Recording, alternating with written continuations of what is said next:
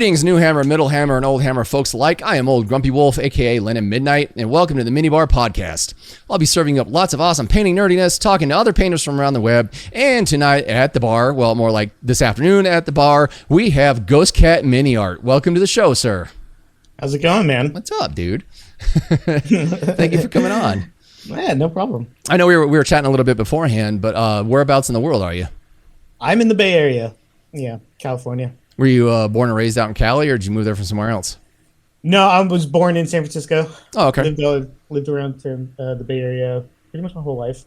Okay. I traveled a little bit. I was in the military, so okay. Bounced around for a bit. But well, thank you for your services. Hey, no problem. I was born and raised in a family that had lots of military and police associated with it. So anybody who's paid service to this country, I just always make it a point to say thank you. Oh, yeah. Cool. Because it's a thing that not all of us can do, and for those that do it, it's an honor to say thank you to. But so what's you being in Cali? What's the Warhammer scene like out there? You know, I actually last year was when I started getting into the scene. To be honest, I mean, I've been painting for a long time, but I was always kind of on my own painting, just on Instagram, really. And then maybe a year and a half ago now, I was like, I'm going to try playing the game, try meeting people, hit up my my local games workshop, a guy named Wrench. And Wrench? Yeah, it's his name. Real nice dude. Yeah. And he taught me how to play, and that kind of got me over my fear of meeting people in the scene. And I started going to my local and meeting people and playing. It's been fun. Everybody's really nice and chill. I don't know if I enjoy playing the big game, but I do like playing Kill Team a lot. That's cool. Yeah, not all the time. I play twice a month. Well, on the same note, the first question that I usually ask my guests is, what got you into the hobby in miniature painting? Okay, so I'm pretty new to it, I think, compared to a lot of people you've talked to. I started in 2021. Oh wow. Yeah. And you got that good that fast. Well, I have a history in art. I studied animation. I studied animation and visual effects. So I've been painting for a long time. But Warhammer, getting into Warhammer was like death by 1,000 cuts. It was a lot of things that led to it. It's everything I love. Mm-hmm. All the tropes that I love, all the kind of movies that I love are kind of Warhammery. My first experience with it was Space Marine 1.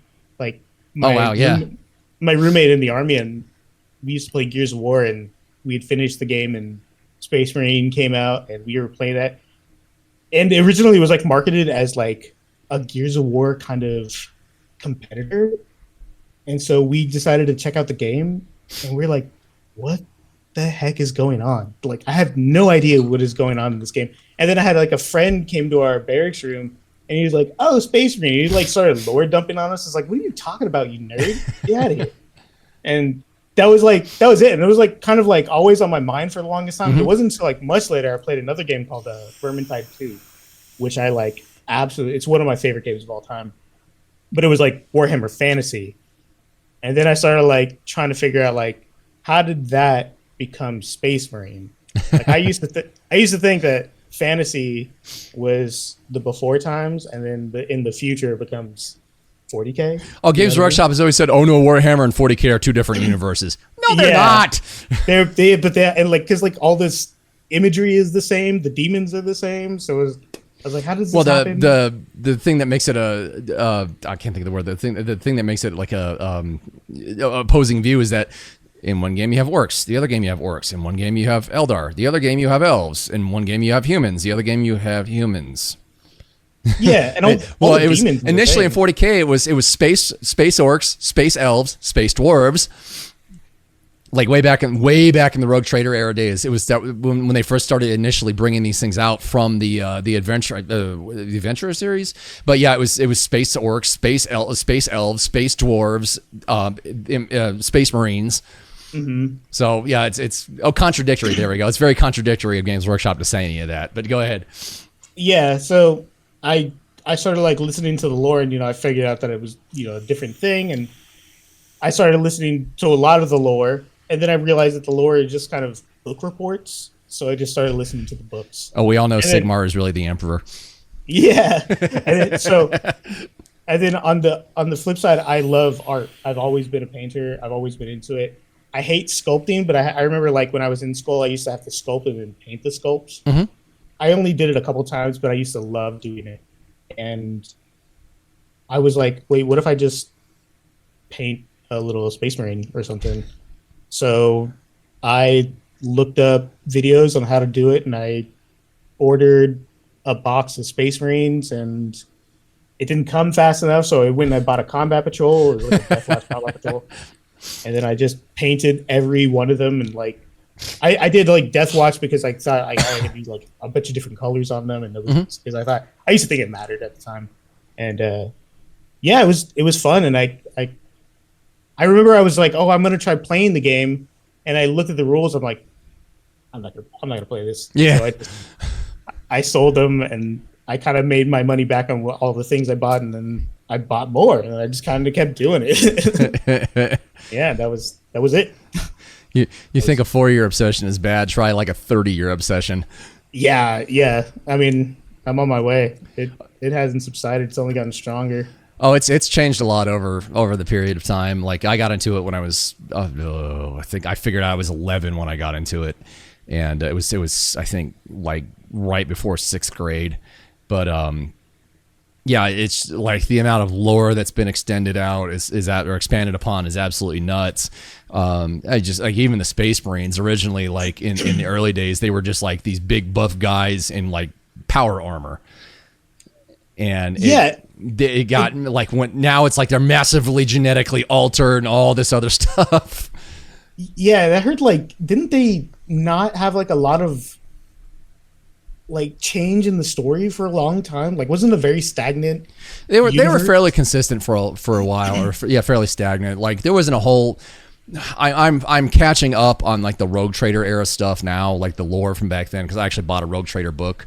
Nice. But like my big foray into it, first foray was 2nd edition, and that's kind of where my heart still lies. Not playing the game, but just that era of the game. And that's when they really kind of started to expand out. Like, yeah, the Space Marines started having like organs replaced or added, and they're big. They're bigger than normal humans, but it's nothing like now where it's like they basically published the surgery of what you have, like the organs and how you can do it at home on a PDF. yeah. It's so funny. I was surfing YouTube and my algorithm just feeds me Space Marine stuff often, and I saw one video a while back. It was like surgeon reacts to Space Marine. Oh, really? Surgery. Yeah, and I it was need like to see that. The tag was like, "Can it happen?" And I was like, "I'll answer you right now. No, it can't happen. It's not real." Not in current knowledge. No. Well, yeah, I'm just popped into my head. There's back in the Rogue Trader book. There's a picture of like, do you know the green and white guys I paint, the Mentor Legion?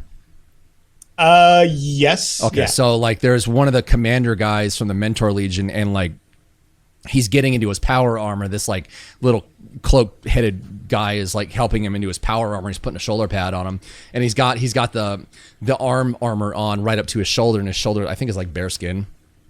Mm-hmm. So it was just like normal dudes, just like big bulky dudes back then with putting Mark 6 armor on, but now it's just like when I got back into it a couple of years ago, like before I started getting back into the painting side of it. It was like 2 or 3 years back. Wow, it's almost 2 years since I started painting again. Anyway, I was just amazed at like I saw the Primaris stuff. I'm like, these aren't Space Marines. Well, it looks like they've got like riot gear on for a mask. What is this Primaris crap? And I started researching, and it's like, no, they just came up with an excuse to make the Space Marines bigger. Yeah. They look. There's a lot of. I know the old guys. They don't like the Primaris. I think they look cool, man. I love it. The 2 biggest parts of their armor I don't like. I don't like the helmet, and I don't like the flare above the knee pad, which they got rid of on some of the new Space Wolf stuff. Which I was like, yes. Yeah. I kind of the flare. I don't know if that ever bugs me. So the helmet thing, though. Here's what I've always felt about Primaris and the helmets. Mm-hmm. The Primaris are kind of like they're gateway Space Marines. Like you kind of get into it. That's how they get you. Yeah. And then the more you get into it, you're like, oh no, I want I want the old helmets now, Yeah. man. I want the frowny for the grim face ones, you know what I mean? Yeah, for me, like Space Marine helmets will always be Sneaky Beakies and Mark 7. Like, yeah, beakies. in the 2000s, Games Workshop started going nuts with the plastics and changing the way the Mark 7 helmet looked, and it always bugged me because like some of the designs were okay-ish, other ones were just like, God, that's stupid. Because we only had if you look down in the left-hand corner of the screen, the Mentor Legion down there, that mask and the tubes, that was the Mark 7 helmet for like ever up until like the 2000s when they started getting more, I don't know, technical with the armor and adding like more separation pieces in the legs and the arms and stuff like that. But I'm glad to see with like the new Space Wolves box sets, they brought back Mark 6 and Mark 7 helmets again. It's like, okay, good. I just want to go on eBay and just buy a ton of Mark 7 and Mark 6 helmets and just use those on my Primaris. I can deal with the flare on the knee pad, but the helmet, I hate it. I love the new Space Wolf stuff. I think that they nailed it with the. Oh yeah, absolutely. No, it was. I knew Space Wolves was up next because you had like when I got back into it, the Dark Angels had just been released, and then they went and did the Blood Angels, and I'm like, okay, I'm glad they're redoing the Space Wolves, and then like a year later, Space Wolves. Yeah. You were talking about the gateway drug thing. Like the funny thing is like. It's the same thing from when I was a kid. Like the Ultramarines were kind of the gateway drug to 40K. The Ultramarines have always been the poster boys. Yep. They're kind of just the middle ground. And then, join the Imperium. Yeah, you get into them, and then you find something else you like a little bit better, and then that's your Legion or that's your chapter.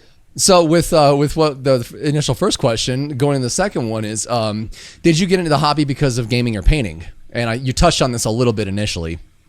I mean, I thought I might game initially. I thought I might game, but I cracked open that rule book and I was like, I'm not doing it. You're just like, way too much. I mean, I do now. It's fun now, but no, definitely the painting. 100% the painting. I love painting. It's so much fun to me. Every aspect of painting just tickles my brain. There's no part about painting. Yeah. I mean, I'm a commissioned painter now. Like that's all I do, and everybody like. They say, "Oh, I don't want to turn my hobby into a job." It's like, no, I love it. It's the best. Yeah. No part of it, like painting for other people, is so much fun to me. It's just a different goalpost, you know. Yeah, we were talking off camera before the show started about like it's just some advice from you to me about getting into commission painting, and like I think it seems like a really cool aspect because you can take on jobs and work that you normally wouldn't paint yourself, so you have to force yourself outside of your comfort zone to do something really cool for somebody else. Yep. Yeah, and that's what I mean is like you gotta think about it differently. When you're painting for yourself, you paint. It's kind of like free flow. Like you're like, oh, maybe I'll do this, and you kind of change your mind midway through it, and it becomes something else. And that's a great way to work. You know, I love doing that too. But when you're painting for somebody, you have a goal. It's got to get to this point. Yeah. I just did a job for Baron of Dice recently. I did some Carcharodons, and they wanted it to match their dice. They had a new dice set coming out, and they'd sent me an image of what their dice were going to look like, and then later they sent me the actual dice. So I had to match it to that and keep the themes of the dice on the miniatures, and that was just so fun to me. Just like going to the store and like trying to match colors and trying to figure out how to keep it looking like a Carcharodon, but put their colors into it. You know what I mean? So, yeah, a good challenge like that is always nice to have. Like my former day job, I was there for 11 years, and like one of the last big projects I got to do before I left was a good friend of the owner. Him and I are buddies too, but he wanted they were all into rock crawling and stuff like that, and he had a rock crawler that he'd built, and he sprayed it like candy apple metallic green, and him and my boss, him and the owner, were talking about like they wanted to do like a Joker and Harley Quinn thing on it, and they kept pulling on this like artwork off the internet, and they're like, oh, just cut this out and stick it on there. I'm like, dude, this is gonna look like crap. Like this is like 5 different art styles.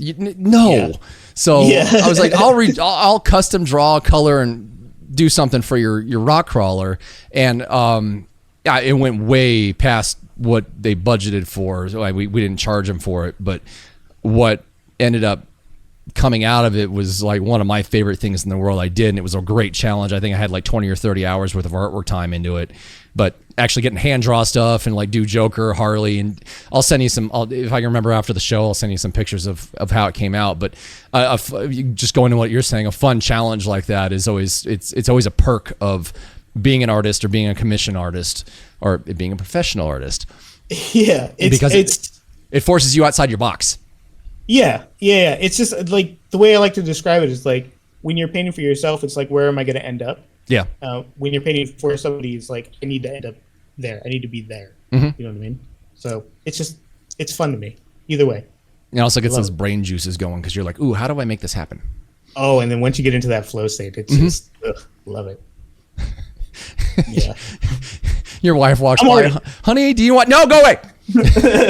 I'm already thinking about painting right now. I'm gonna paint after this.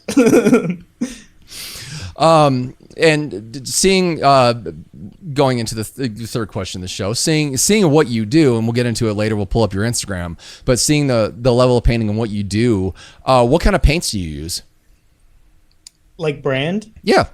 I don't use any brand in particular. Whatever is closest to me, whatever has a color I need and I find first, to be honest. So you just kind of have a wide gamut of selection. Yeah, I mean, you can see my paints behind me. It's everything. Vallejo. I used to stick to mostly Vallejo, but I can't find. There's no Vallejo in my area. Then I went to Citadel because Citadel is like everywhere, but I don't like the paint pots. Otherwise, I think Citadel is a great paint. I don't have an issue with it. AK, I love AK. I haven't met a single person who does not like or who dislikes AK. Yeah, it's great. A lot of people have issue with finishes of their paint. I don't, because I since I'm painting for like people, it has to be varnish, so it all ends up the same finish anyway. Yeah, none of it matters. It's just some of them, as long as it's not Corax white. Stay away from that. I've heard that's like the bane of everyone's existence. I have it sitting up there still. I don't. It's just a reminder. Just reminding you of past mistakes. Yeah.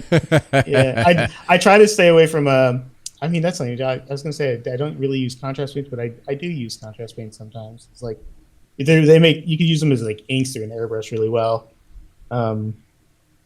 Yeah, no, nothing in particular. Nothing. I mean, if I had to pick, I would love to buy just AK, but they're hard for me to find. So. Oh, really? Yeah. Well, my local was selling them. Like they got a new display for them, and then a lot of it got picked clean. I bought a lot of them, and then they couldn't restock it. So all the colors I wanted, they didn't have, and they never restocked it. And then I went there like 2 weeks ago and they took down the display. I was like, where'd it go, Jimmy? And it was all sucks. gone. Yeah. I'm surprised you don't order them online. I like buying them in person if I can. One, it supports the local shop. Plus, I can see what I'm buying. Yeah. At least for paint. When it's paint, I try to buy it in person. Yeah. The thing I've been really enjoying about like the dropper bottle setup, like from AK, from Two Thin Coats, and from Vallejo, is that you can take the lid off and dot the color on your hand to see the exact color. And at least with Vallejo now, like they've gone with the like full clear bottles with their new formula, which is like, it's like, why is everyone not doing that? Why are we still using frosted plastic? Yeah, it is kind of annoying. Yeah, unfortunately, with Pro Acryl, there's a styrofoam seal on the inside. You actually have to take the lid off, pull the seal off, and then put the lid back on, or put the dropper nozzle back on. So you can't. You can't. I've never used Pro Acryl. If you like AK, you'd probably like their stuff.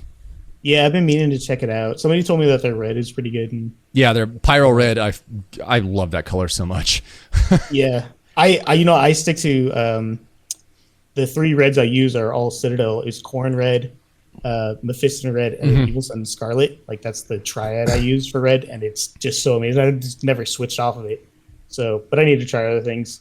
Yeah, give Pyro Red a shot. Like the three that I use for my Blood Angels is Pyro Red, Pro Acryl's Rogue Hobbies thing, Orange Red, and then Pro Acryl Orange. And like as far as like blending goes, if you're trying to get like that old Grim Bright style, like from the 90s, you know, that nice orangey red, those colors mix together so well with water. Mm-hmm. Like they'll layer glaze perfectly, but Pyro Red is just like that. When I tried it, dude, it was just like, this needs a volume knob. This is like so bold. It's like the miniature just sits on the desk and goes. I also, you know, I use red ink too. That's a pretty nice. good way. Like you hit it with like some white ink and then some red ink over that. That's a pretty quick way of doing reds. I don't do it a whole lot just because I like having a little bit more control, but like actual ink or like Citadel's contrast. No, it's actual red ink. Yeah. Oh, okay. Yeah. Yeah, I kind of miss Citadel's like actual, like, so up until the late 2000s, Citadel traditionally had inks. They weren't contrast colors. They weren't shade. It was ink. And I actually kind of missed that when they were starting to switch over to shade. They didn't really tell anybody, so they came out with Badab Black, and I bought a pot of it because I ran out of black ink, and I'm trying to use the Badab Black, and I'm like, what is?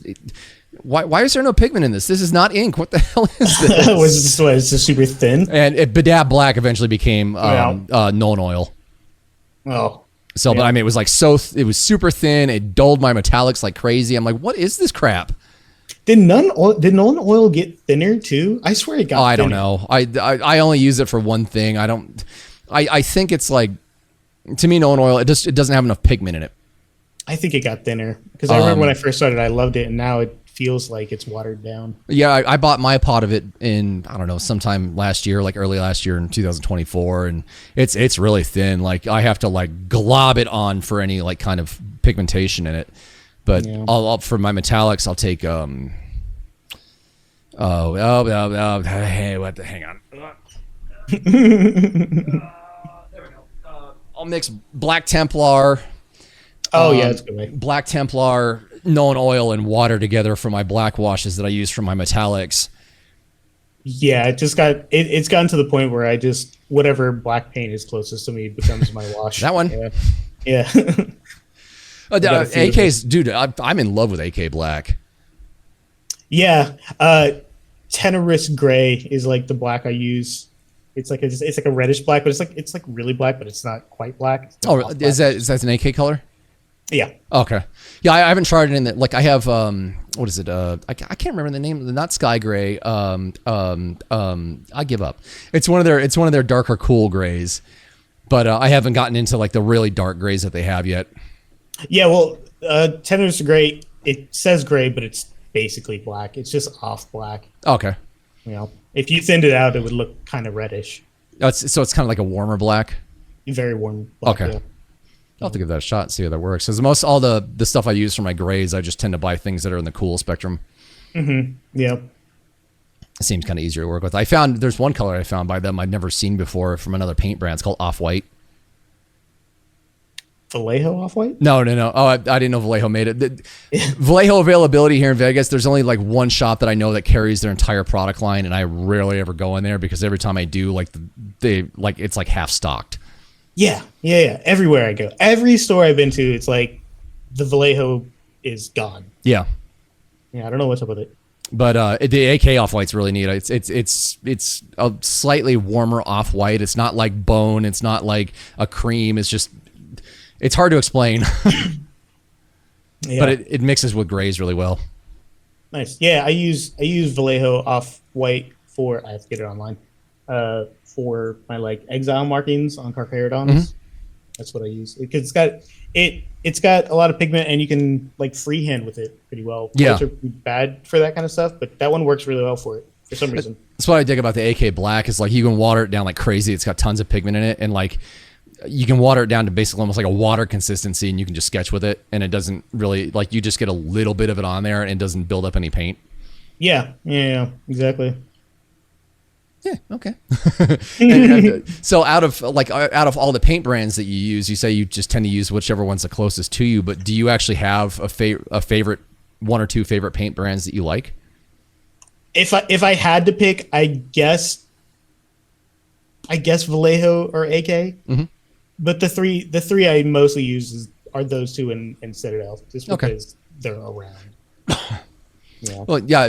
I wanted to say, you'll dig Pro Acryl. Most of their colors dry matte, and the way that their colors work is you're actually meant to kind of like layer them up just with one color to get a solid pure tone. But if you're working on like a black base coat, you can you can thin it out, put like one coat on, like say you're doing fur, you could put like one coat of it on the fur and then just keep building that up consecutively toward the end. And you don't even have to work with a second color. Oh, nice. Yeah, it's interesting, and they're white. Their white's a matte white. I haven't tried AKs yet, but the Pro Acryl's white's fun to use. Oh, you know what? I just thought of Army Painter. Their Fanatic series. I recently got into Army Painter. I didn't like them for like the longest time, and they came out their Fanatics, and I didn't try it because I didn't like Army Painter for like ever. I liked the company, but I didn't like the brand. Their paints just never really worked out for me. And then I was at paint night at my local, and they had it, and the manager there said, "Hey, you want to try out the new paints?" I was like, "Sure." So he gave me the box, and I was like, "These actually work really well." Plus, Army Painter is kind of everywhere as well. So it's available. They're great paint. They're kind of on par with Citadel, if you ask me. Yeah. So I was surprised. I'm very impressed with Army Painter, the Fanatic series at least. Even the metallics are good. I haven't tried their metallics yet. I lied. I tried them briefly. My gal, she wanted to get into painting, so she bought the I think it's like the 52 paint starter set. And I was teaching her how to paint an orc, and I was teaching her what dry brushing was with some of their silver. So I don't remember what silver it was. It actually wasn't that bad. Yeah, I think I just did my Fulgrim and something else with necrotic gold. I forget what it's called, but yeah, I was really happy with their. Yeah, it's really good. Nice. Yeah, I'm assuming you use a wet palette. Oh yeah. I was gonna say, be careful, like on a dry palette. Like if you mix water, like I use a piece of glass that I've just been mixing paint on for 20 years. Why? I know I tried a wet palette. I just couldn't get into it. I didn't like having to wick my brush. I had to use a totally separate. I use a dry palette to wick, or a piece of tissue to wick the brush with. But I mean, the way I mix my paint on there is I just load a bunch of water right next to it or into it, so it's basically like a wet palette. I'm trying to think how that happened. You probably overloaded your wet palette. That shouldn't happen. Wet palettes in Vegas. Wet palettes don't last long. Yeah, probably because either your AC's on, the air is dry. Yeah. It's how dry it is here in Vegas. Well, I was at Adepticon. I took a couple classes, and they had the AC going, and the wet pallets that were in front of us, just like within 10 minutes, they were dry. The whole point I was going to make is if you use a wet palette, be careful mixing on top. Like if you put another color over like a dried war painter color, the war painter will actually reactivate after a few minutes. Oh, okay. Yeah. Well, it's probably good. On the wet palette, it might be a good thing, right? On the wet palette, yeah, I think you'd be fine. But on the dry, if you were mixing on a dry palette, like I found that out the hard way at LVO. Yeah. But I got you. I will say, at least with Army Painter, War Painter, like they're a godsend. I don't know if you saw the Space Wolves tutorial video I did, but they remade exactly Space Wolves gray and blue gray from the old Citadel line. And like I had some dried up pots of the original Citadel colors here at home, and I compared them side by side, and they're perfect matches. I'm like, I love you guys. Nice. Yeah, the thing is, like, if you go to another convention like LVO or Adepticon or something like that, when you're there, go talk to the people at Army Painter, like for Adam or Kat. I had Adam on my show recently, and he's just a wonderful human being. He really loves what he does and loves talking to people. Yeah, nice. Yeah, I'm definitely going next year. Gonna try to get our hotel here pretty soon because I think the hotels are opening up this month, something like that. What, in Vegas? No, for Adepticon. Oh, my bad. Yeah, I've got I gotta start booking. My gal and I need to book our stuff for Adepticon in 26. Yeah. Oh, you're going? Nice. Yeah. Well, if you go, hit me up. I'm hoping. I've asked a couple of people. I'm like, is Adepticon like LVO? They're like, yeah, but like 5 times as big. I'm like, whoa. Oh, I didn't go. So I've never been to LVO, but Adepticon was a lot of fun. I had a lot of fun. I was really surprised at LVO. Like the main gaming room, God, they had like 2,000 or 3,000 people in their gaming. Oh, dang. Yeah. Yeah. The guy who runs it, I was talking to him, and he's like, "Yeah, we had 7,000-8,000 people out here." I was like, "Wow, that's a lot." Dumb question. At Adepticon, do they have like? Is there gaming at Adepticon? Oh yeah. Oh, okay. Oh yeah. I wasn't sure if it was Games Day and Golden Demon, or if it was just Golden Demon. No, it's mostly gaming because like everybody turns in their pieces, and then that's kind of it. You can like look at them, but it's mostly gaming. Okay. Because I think they have like a tournament, a couple tournaments, and then there's like open play. You know. Oh, you're gonna hate this so much. Like back in the day, so Games Workshop, I think, initially held Golden Demon Games Day in Maryland, and then they added a West Coast Games Day in Golden Demon, and Golden Demon used to be in LA. Ah, that would have been nice. Yeah. Instead of having to fly out to where the hell is it? Georgia? Milwaukee? No, Milwaukee. Yeah. Yeah. Instead of having to fly out to Milwaukee, could just for me, I just drive out to LA, take 4 hours. Just drive out there, drop my model off, drive back home, go back on Sunday. Yeah, you could, huh? Yeah. I think for us, we had to fly out to Chicago, then drive to Milwaukee. Oh, really? So yeah, because there's no. I mean, I think you can fly straight to Milwaukee. Yeah, we're trying to get a flight straight into Milwaukee. Yeah, we got a car, so whatever. I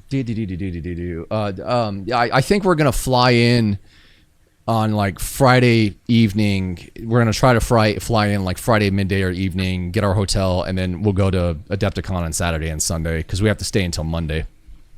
Yeah, we'll be there the whole time. I don't know what my plans are. My wife is going to set it all up. She's really good at that kind of stuff, and I'll forget it. I have the worst memory. I'll forget everything. The second she'll tell me, and I'll forget it. So No, I'm kind of pumped though. Like I'm excited to go. That Blood Angels display I did. I'm not expecting to win anything for it. It'll just be nice to like, enter in Golden Demon. Yeah, that's what I did. I mean, I didn't win anything. I just turned mine in and I had a good time. It was fun watching people look at my piece. So it's cool. If I wind up getting a pin, I'll pee myself a little. Yeah, that'd be cool. Because I know for a fact I'm not placing. Yeah, well, yeah. Go for it. Just do your best. That's what I mean. I had fun with it just because I tried my hardest. I didn't think I would get anything. I didn't care if I got anything. I just did everything I could do to the best of my ability, kind of as like a benchmark for myself, just to see how far I've come. And I think I did like a really good job with it. Wait, did you go to the one this year or last year? This year. So you didn't wind up getting a pin? No. Oh, dude! Wow. Yeah, I know. Like for your stuff, you should have at least gotten like a commended or notable. Yeah, no, it's all right. I'm okay with it. And you know what? And it might be kind of. I think I know why. My base wasn't super great, and my sculpting isn't great. And there's a lot of things in the pictures you can't see. But that's what I would guess it is. So I'm okay with not winning. It's fine. No, I figured out. I'm praying this works. Like I DM'd Games Workshop about it both on Facebook and Instagram. They've never gotten back to me. And I've actually like written questions in their posts like, "Hey, will this work?" But a buddy of mine, he's like, "You know what you need to do so you can maximize your entries." I was like, "What?" He's like, "Take all your sneaky beaky stuff and enter it in 30K." Is that a separate one? I don't know. Yeah, they have a Horus Heresy 30 Warhammer 30 whatever Horus Heresy entry or categories, and then they have 40K. Oh, okay. And because sneaky beakies are now technically 30K, I want to see if I can skirt that, bend the rules a bit and enter anything sneaky beaky wise, like all my RTBO1 stuff, enter that 30K, and then do like Mark 7 and up in 40K. How much time are you gonna put into it? Well, I got the display done for the Blood Angel. Oh. I posted it a little while ago, and cool. That kind of blew up. I wasn't expecting anything on it. I was like, whoa, but yeah, I got that. I don't know. I might do like a single sneaky beaky entry, maybe a modern 30K. So I've got a whole box of them sitting there, and then I don't know what I'm going to do for 40K yet. I know I want to do a squad of 5 blood claws based on my painting tutorial thing. And I have no idea what I'm going to enter for single miniature competition. Yeah, I should have did large. I have that Angron that I have on my, I even fixed him up. Angron's the big, like, guy, the winged guy? Mm-hmm. God damn it, the model's so big. Yeah, he was going to be my large entry, and then I actually fixed him up. I did a lot to him, and then I was planning on selling him, so I was like, yeah, I'll leave him at home. And then the buyer backed out. Oh. So, yeah, I was pretty bummed about it. So I ended up only entering in the dual category. Oh, okay. Which is really the only one I cared to do anyway, so. Dude, I feel bad for guys who are like actually gaming and have to carry models that big around with them and haul those things around. Yeah. Ugh. Yeah. Somebody I know on Instagram, Chimera Paintsman, he flew and his models got busted up. He went to play. He wasn't competing in the painting competition, but his models got busted up. That but sucks. luckily, he knew a lot of people that were coming, and like all of them helped him fix them up. It was pretty cool. Oh, they had at LVO, dude. They had a mini repair station. It was just nothing but like Gorilla Super Glue and Instaset. That's cool. Cool. One of the guys who entered, I think you if you pay attention to Golden Demon stuff, which I'm sure you do, he entered over in Europe. It was like, I call it the Great White Squig. It's an orc riding on the back of this giant squig. Mm-hmm. And he painted like a little backdrop behind it and whatnot. I think he took like silver or gold over in Europe, but he came over here to the US for LVO in January, and him and I were chatting like we were picking our models up on Sunday night. And he has like this custom carrying case that he set up where like on the bottom of all his miniatures, he'll sink like a riv nut into the base of the miniature, and then the carrying case, he actually has a bolt that goes through, like it's like a plank of wood and a bolt that goes through the wood into the riv nut on the bottom of the plinth, and like locks them in there. That. Yeah, I saw that at Golden Demon. A guy that got like notable I think he had like a Kroot something. I forget what, Kroot Hunter or whatever. He did the same thing. Like it was bolted into a piece of wood and then bolted into like a wood case that slid up. Yep. Yeah. Yep. Yeah, his was like an aluminum case with a clear door on it. Yeah. But seeing like that setup, I was like, that's a really cool idea. I have no idea how I'm going to transport all my stuff out there. It was a nightmare. I don't know if you saw mine, but it was a nightmare to transfer mine, because it was like mine is like on like a paperclip stand. Mm-hmm. Is electricity, and I had to put it like in this box and then surround it and encase it in foam, and then on the plane I just held it the entire way. Yeah, that's kind of like. I had my wife and kid, dude. Like yeah, I've got my old tackle boxes, like with no, you were not. Back in the day when Citadel used to offer blister packs, there were nothing like they are now. It was like a cardboard backing with a clear plastic, clear thing of plastic sealed to the front, glued to the front, and there was always a piece of foam inside. So I mean, my bestie and I growing up, we had like hundreds of these pieces of foam. So we used to take like organizer boxes or tackle boxes and set the foam inside there and put the models in on them, and the lids came down and locked. So that's how we transported our stuff. So I might clear one of those out to take what I need with, but I'm gonna stuff that sucker full of like cotton balls, man, and then just sit on the plane like, no, don't even look at it. Yeah, I don't want to fix this when I get there. I told my wife, I was like, it could just have my seat. I'll go under the chair. You'll just cram yourself into the overhead storage bin. Yeah, and then I had my kid, and she had the window seat. I had the aisle seat. So every time she got up to go to the bathroom, I had to like pick up my mini and then like go on, like some dude on the plane with his box. That probably looked weird. No, I can't, like, we're talking about, like, we just mentioned it, talking about, the guys who actually win Golden Demon. I've heard, like, a couple guys on YouTube talk about their pieces and, like, how much time they've spent on it. And that's not even fun anymore. Like, guys spending, like, 600-700 hours on their entry. And I'm just like, that's not even fun. You know, you were talking about doing the best you can do. Like, I like doing the best I can do, but I still prefer to put fun into it. And when I did my Ulrich Slayer, that took me almost a month, and by the time I was done with them, I didn't want to ever look at them again. So I can't imagine spending 600 to 700 hours on a single entry. I'd be like, just destroy it after it wins. I don't ever want to look at it again. Don't even send me pictures. It's I still have mine. It's sitting like right by this door behind me, and it's not even like, it's just sitting on top of my photography box unceremoniously. And every time I walk by it, it's like, I spent like a month and a half on it, and that was like not nearly enough time to put into it. And I painted a lot. Like, it was like I would wake up at like 9, paint until like 1 a.m. and then go back to bed and kind of do it every day. Oh, yeah, because I'm a commission painter, so I had to take like a month off to do it. You know, so it was kind of a nightmare, and I couldn't take more work off, so I had to squeeze it all in. So yeah, it was rough. I remember finishing it and then posting it and then like crashing. Like I was sitting here and I was just like, ugh. Yeah. I posted, I was like, I hope people like this thing because I'm dying. Yeah. Yeah. But I think a lot of people liked it. The irony that I figured out about painting, though, like, it's always the pieces that you hate the most that everyone else seems to love. I liked it, though. I think it's a unique piece. I liked it, you know? But yeah, every time I look at it, it's like, I put a lot of time into that, and it's just kind of sitting there like a piece of garbage now. You know? I don't care. I'm not a collector. I mean, I have a bunch of stuff behind me, but if somebody wanted to buy them, I would immediately get. I don't care. Here, take it, please take it.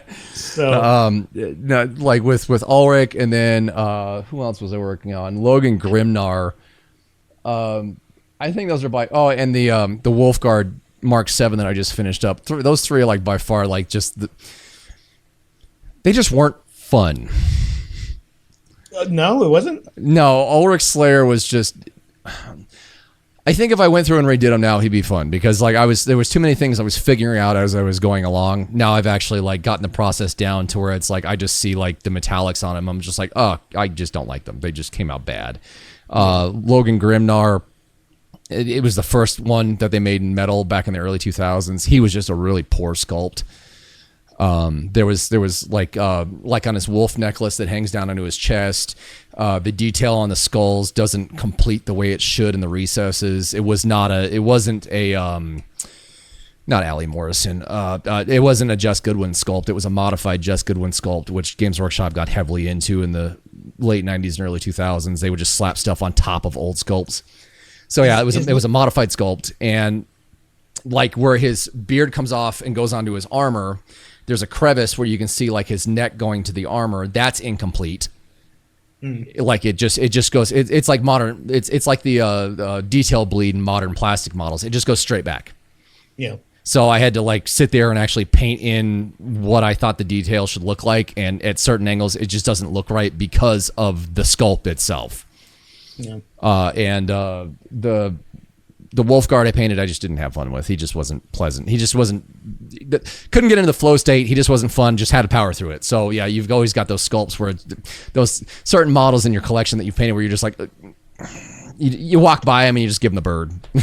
Yeah, Tyranids for me. I can understand. I don't like painting Tyranids. I did like a box of Hormigons or Termagants. I think they're kind of the same thing, but I remember the first time I did it. I think it was a Leviathan box. I did 10 of them. I was like, I never want to do this again. And then I did one for my Golden Demon. Oh, you think those are bad? Try painting like Rogue Trader and second edition Tyranids. Why are they better? The original plastic Gene Stealers had a lot of incomplete detail. Like it just bled into something else. It just didn't finish. Oh, yeah. The metal Gene Stealers weren't quite as bad. Those were prior to the plastic Gene Stealers. The old plastic Tyranids, those things are just comically interesting. Putting them together is the worst part because the legs are separate from the torso, and trying to get like the body to where it's going to look like it's standing erect and upright is kind of a challenge until you get used to it. The resculpts that they started doing in the 90s for the Tyranid army, they're just silly, and they're it's something you'd have to kind of like go look at them or like pick them up and try and paint them to understand of just like I get what you were trying to do, but you didn't hit the nail on the head. You kind of like bent it. I've seen some of the old sculpts at Adepticon. They have a bits vendor. Have you heard of this? They have a big bits vendor. It's like actually my favorite thing. I went there like 6 or 7 times. It's just boxes of bits, all old bits, some old models from every army, and you just get to go through them, and they're all priced out, and you can buy whatever you want. So much fun to dig through, man. I ended up buying like a little, what do you call it, a little pewter Chaos Terminator, and then a pewter Terminator that I think gave to my friend, and some old school Blood Angel bits. Yeah, some cool stuff, man. Yeah, I like some of the old stuff. Looks really good still. The details are funky, but they're fun. I still got a special place in my heart for the old Hive Tyrant, the original one that was all metal. Oh yeah, that thing was was such a gorgeous mini. Is that the one below me right now? What is that? Oh no, that's an epic scale Carnifex. Oh okay, yeah, I'm not big on. I don't know the names of Tyranids very well. Yeah, it's the old Screamer Killer. Okay, yeah. And you can't see it in the picture, but I put a joke in there. The reason why the old Carnifex is so angry and screamy is because he's stepping on a Lego, and I put a little blue block underneath his foot. I've had people like, "What? What's that blue block?" It's a Lego. He's angry because he's stepping on it. You would scream at the top of your lungs too. Yeah. So in our random off-tangent conversations going on about Golden Demon and all that stuff, kind of reeling back into the show, with how you paint, who influenced your painting style? I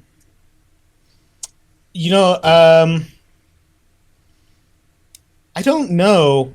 I would say probably El Miniaturista was probably my first big influence. Later on, Orc Butt is a pretty big one. I try now not to. There was one guy, I forget his name. He does like these cool kit bashes of his custom army called Soul Hunters. I forget the guy's name. It's gonna drive me crazy now. But he did like these cool kind of raptor green kind of custom Space Marine chapters. They have like white faces and like a red handprint on them. Does he post on Facebook?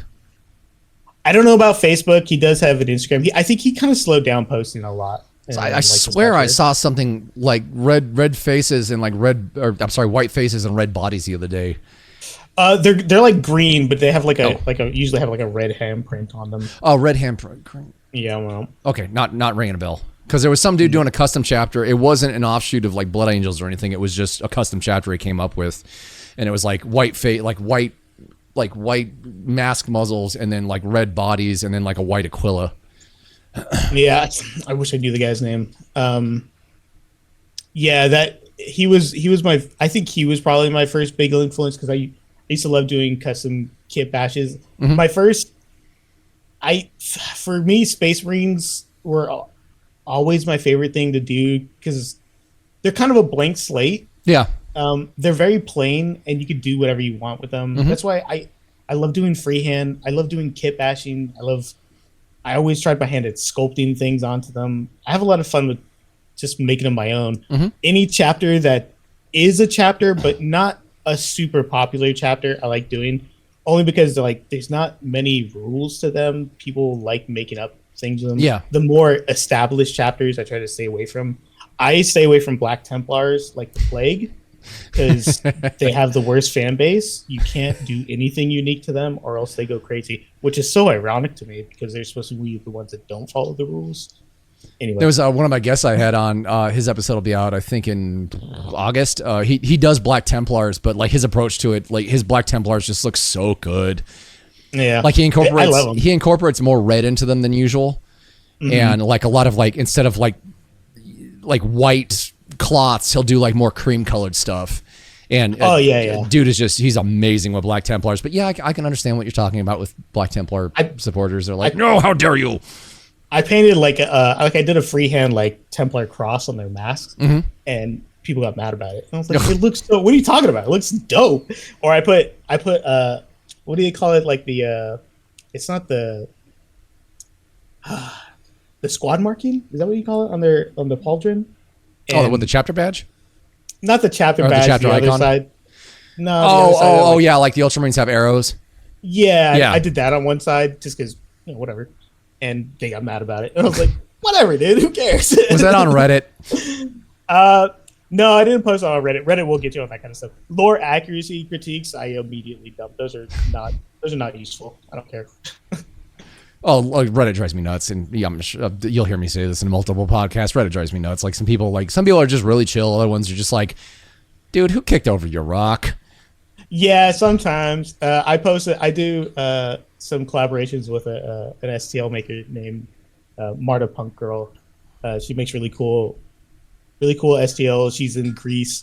I did one like of Carcharodons, and I posted it on Reddit. That did like really good on our Carcharodons. And one dude was like, "This place is becoming a clown show." He got downvoted to hell, but it was like, "What are you on about, man?" It was like, I think at the time it was like the second top of all time on our Carcharodon, or third, or something like that. But everybody loved it, and this guy was just having a terrible day. There was one dude who was like, it was something about like, he's like, I painted my first model, and then like he got like just blown up because he was like insanely good, and he's like, I stated inside my post it was my first model in 30 years, and he's like, I used to be a competition level painter. It's just my first level model in 30 years. And I gave him some positive, feedback and advice about Reddit, and I was like, there's just gonna be a lot of people that like just say really negative things. Who cares what they say? People try to argue with me, and I'm like, that's cute. That's great. Where's yours? Yeah. But, oh, dude, I got downvoted to oblivion. It was like negative 40 downvotes. I'm like, I get downvoted because I tell this guy to just keep doing what he's doing because he's awesome, and who cares about what other people say? Yeah, Really, Reddit? All right, whatever.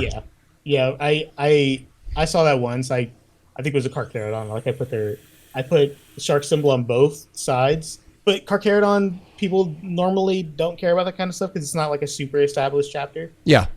But I flipped the logo backwards just because when I do the exile marking, there's like a kind of a flow I want, and I wanted the flow of the shark the other way. Oh my god, you flipped it over! Oh my god! Yeah, he's like, oh, it's the bane of my existence, and I was like, whatever. I pulled up his profile. I was like, oh, okay, you're not that good. I didn't say anything, but. Yeah, I just shut conversation or things like that down. I'm just like, okay, you're saying this about mine. Where's yours? Yeah, and then, it's dead. No, it never gotten a response. At the same time, it's like lore. If it's lore accuracy critiques, those are the ones that like immediately don't matter. Like those kind of critiques don't matter. Unwarranted critiques, that's like a yellow light. Like you shouldn't do it, but. Sometimes, I mean, people do it and I expect it. I don't really mind it anymore.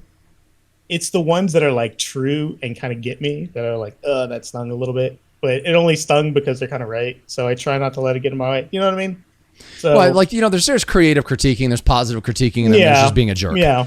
And, like, I remember one time somebody's like, oh, you should do a little gap filling on the base. And I was like, you're right. Get out of my comments. But I was like, yeah, you're right. But yeah, it's the unwarranted critique. It just kind of hurts a little bit, but it's. Well, there's the thing that drives me nuts about the internet, and I come from the car scene, so it's very prevalent there. But yeah, one thing about the internet, especially in modern day and age, is that there's no repercussions for your running your mouth and saying negative things, and. There's been like one or two instances where I've encountered some negative hobby people, and I'm just like, I just shut them down really quick because I'll go from being like my decent nice self to like. You want to say that again? Because you need to change your tone. Yeah, engaging with it is worse. I've seen some people like engage with it and kind of pop off on them. It's like, you don't want to do that, man. That's not gonna make it any better. Well, the notion of confrontation is like completely gone in modern times because some kids like in New York talking crap about some dude's miniature or some dude's whatever he does in Los Angeles, and they're never going to meet. So the kid in New York knows like he can just run his mouth and say whatever he wants. And on the off chance like that does happen in real life, it's like you better be ready for that because it may happen. Yeah. Just be a little nicer. But at the end of the day, it is just mini painting. So yeah. It's not too serious. And I found like the great thing about getting back into this, I found like the painting side. It seems to be, everybody just seems really cool and just uplifting and accepting one another and wanting to include other people in what they're doing and like help them. Mm-hmm. Instagram's really good about that. Yeah. I get a lot of support on Instagram. Reddit isn't. I don't post a lot on Reddit, but I actually haven't had too many negative experiences. Well, like even that dude, the guy I was telling you about who had the custom carrying case, like him and I were talking. Dude was just absolutely cool. Answered every single dumb question I threw at him, and like you could just be a total jerk and gatekeep with it. No, he's just like, oh, here's how I did it, dude. You should totally try this. Da da da da. And we were talking for like 45 minutes, and guy was just absolutely awesome. Most people I've met in person who paint are just really great people, and they're very open and welcoming and like to talk about their craft and what they do with other people. Yeah. Like when I started going out to the local, I love just talking to people and hearing like, oh, this is how I did this, and then I spent so much time on this little eye. And like, oh, dude, that's awesome. I love that you did that. Or like you pick it up and you're like looking at all the little details, and they're so happy that you're actually picking up and looking at the model. It's fun. It's a lot of fun. Yeah, I mean, for like you've got your local night for painting. We've got it on Mondays, and we got like 2 or 3 kids that come in now. They're like 11, 12, 13 years old. Oh, nice. And it's so cool to see them just starting out and doing their thing, and like really excited about what they do and really happy about what they do, and like everybody is like loves supporting them and helping them. There's one of the kids, he's I think 12 or 13. It's funny, like he now like comes in and busts everybody's balls and like actually talks trash with everybody at the table, like he's like, like one of the guys, and it's just really kind of adorable to see like this 13-year-old kid hanging out with like guys in their 20s, 30s, and 40s, and just everybody's just having a great time. But seeing these kids, like, it's just like kind of like a look back in time for me. It's like, that's about when I started, and we never had anything like this. This would have been so cool. So oh yeah it's cool to see like the light in their eyes about what they do. And like one of the kids, I was walking through the store and he was over in the 40K aisle. Like he saw my Blood Angel. He's like, he initially sat down. He's like, that's really cool. And then he came back like 10 minutes later. He's like, can I see that thing again? And he's like, how did you do this? How did you do that? And I was telling him, but I bumped into him over in the model area or in the the merchandise area.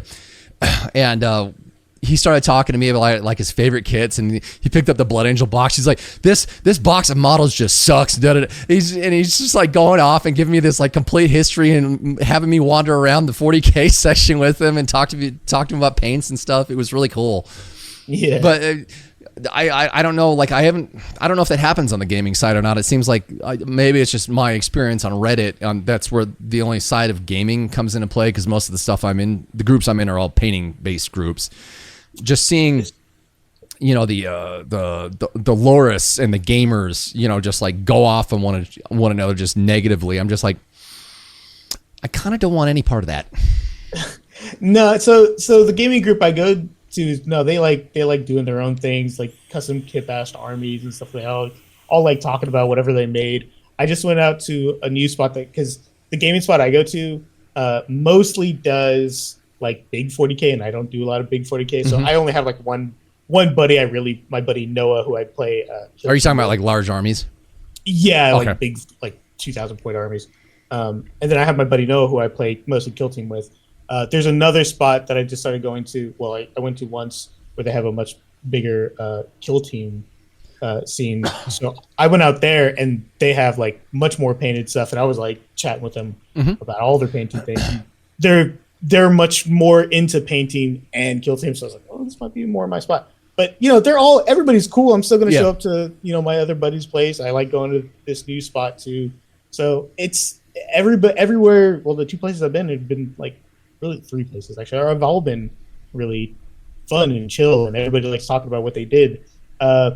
Sometimes I've seen some gamers get a little heated over games, but it's never like on the spot. It's normally like later in Discord or something. I heard some people like that come out of LVO, like just like post game, they're just like raging. Yeah, I've seen it, and then like I know some of them well enough to know like oh, he's not having a good time, you know. But yeah, no, for the most part it's fine. I've only like I can only think of one game where I was like, oh, I'm not gonna stick around anymore. I'm gonna leave. This is not going well. Yeah. Oh man. But like I've played 40K twice. I didn't like it. I thought it was like too slow moving. And like I've sat and watched people play now, and there's so many rules. I just kind of glaze over, man.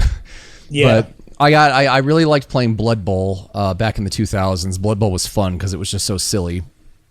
And I played the hell out of Space Hulk. My bestie and I, my painting bestie and I, we made up a bunch of rules for Tyranid Attack because that was the first box game I ever got.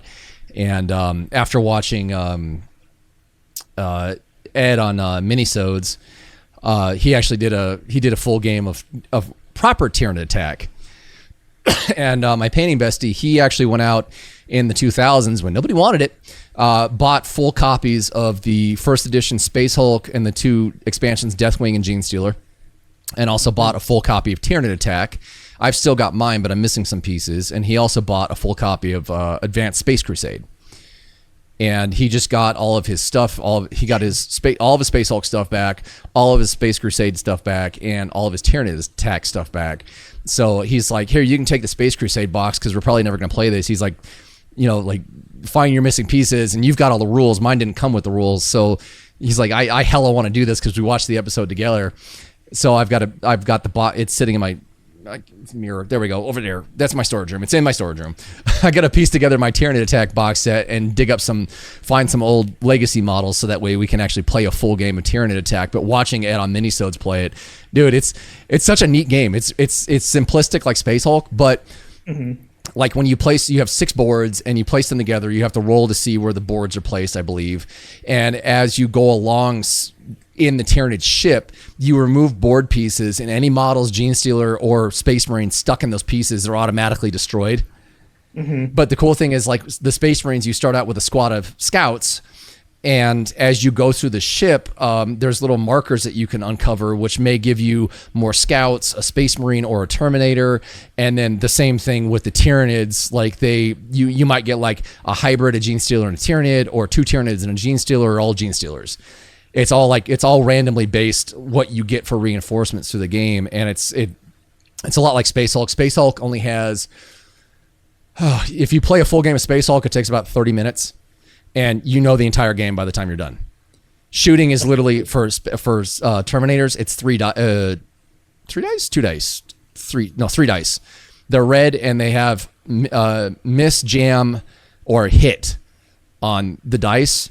And if you get 2 hits, you get an overkill, so you kill the model directly behind it. And that's all.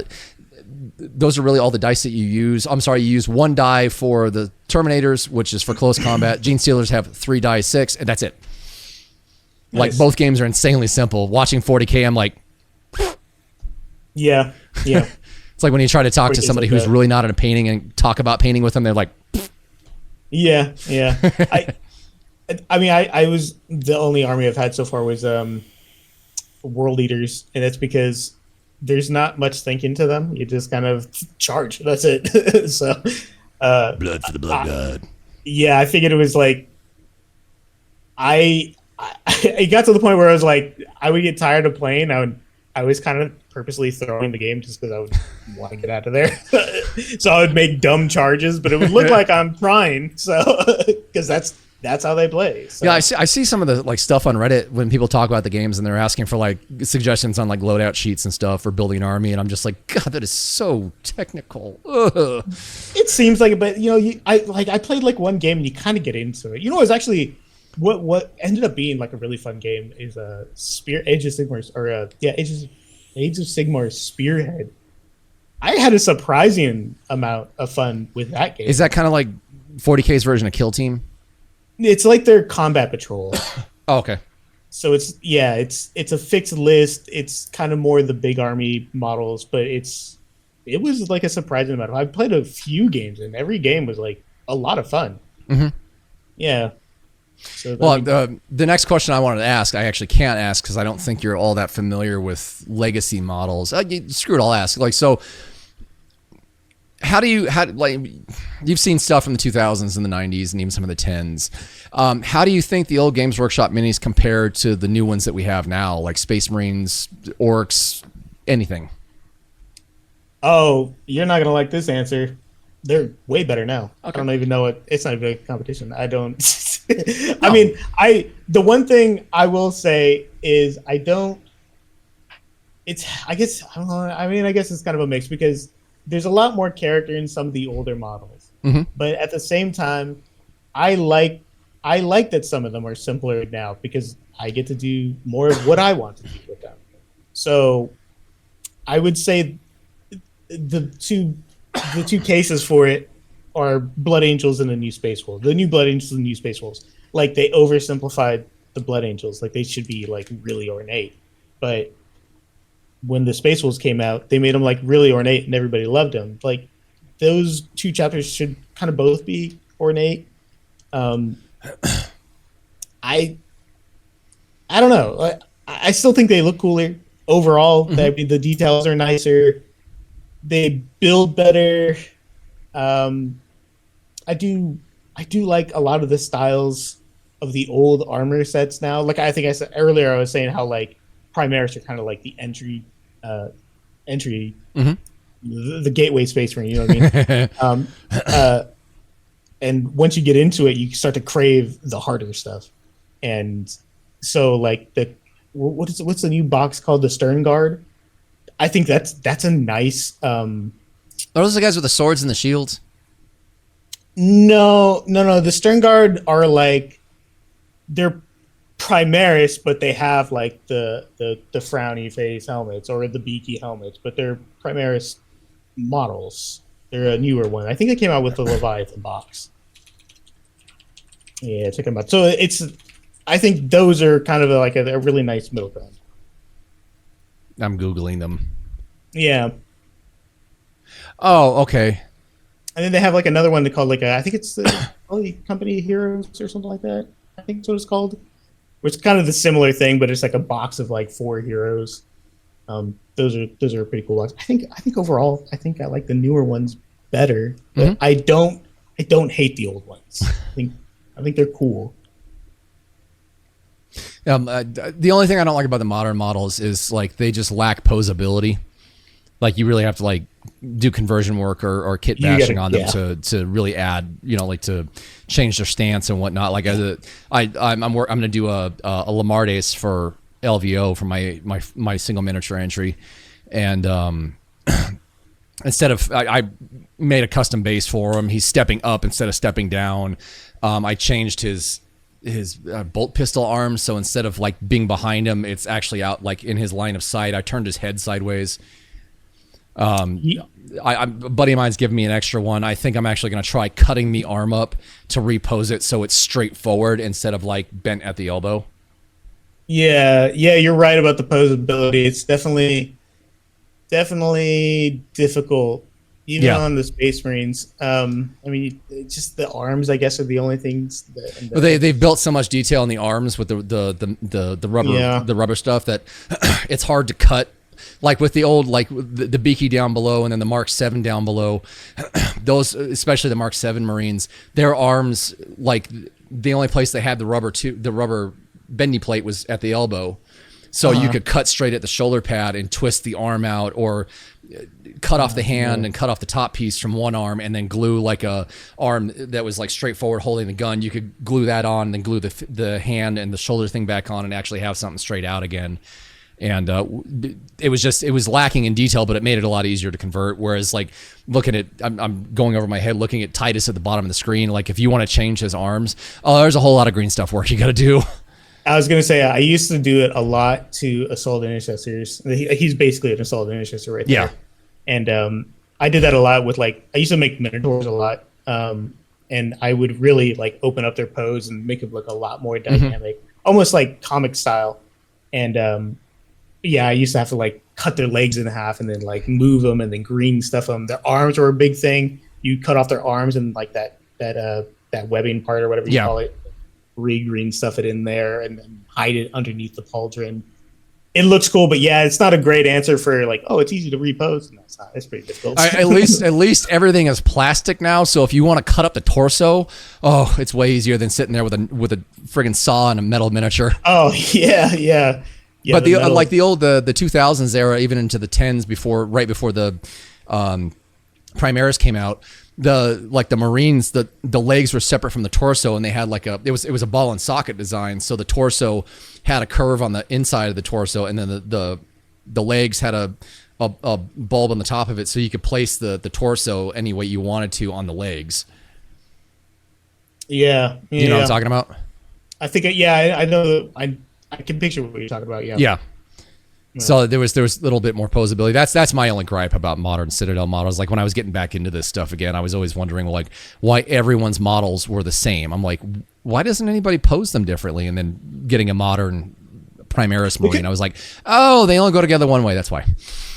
Yeah, I think the only thing you could switch up which arm go on which body. Yeah, that's about it without getting into massive like cutting. Yeah, the legs and the legs of the torso usually are kind of fixed. I do like. On the plus side, though, I do like how dynamically posed they are now. Yeah. I think the Assault Intercessors are like the superior Space Marine. I used to I would save bits from, because you can get a lot of extra bolter bits from the Intercessor box. I would save those bolter bits and put them on Assault Intercessor bodies. Yeah, because they just you can do like a cool running and shooting pose with Assault Intercessor, but like use them as intercessors. Really cool looking stuff. I do. I like how not more so they're a dynamic, that there's just more motion to them now. Like walking forward or posing on a rock or jumping forward. You can tell that they're in middle action. It's just a snapshot of a mid action. Right. Yeah. As opposed to just standing and looking cool. Yeah. It's kind of cool sometimes, but yeah. Yeah, I was talking to my buddy Warheezy up in Canada about it. Like, I like to just pose my old models, not so much like the models covered up, but they're just kind of like standing there, like, come get some. Yeah. On Heroes, it's pretty cool. Yeah, it's fun. And getting back into questions again, what do you think about like the '90s Eavy Metal Grim Bright style of painting versus like the modern day like Eavy Metal box art style of painting? I'm not against any of it, really. I'm actually not super. What is Grim Bright? Is that what you're painting? Yeah. Okay. Grim Bright is just really bright, bold comic colors. Because I do bright colors, like goes from like dark to like, but I don't know what you call my style either.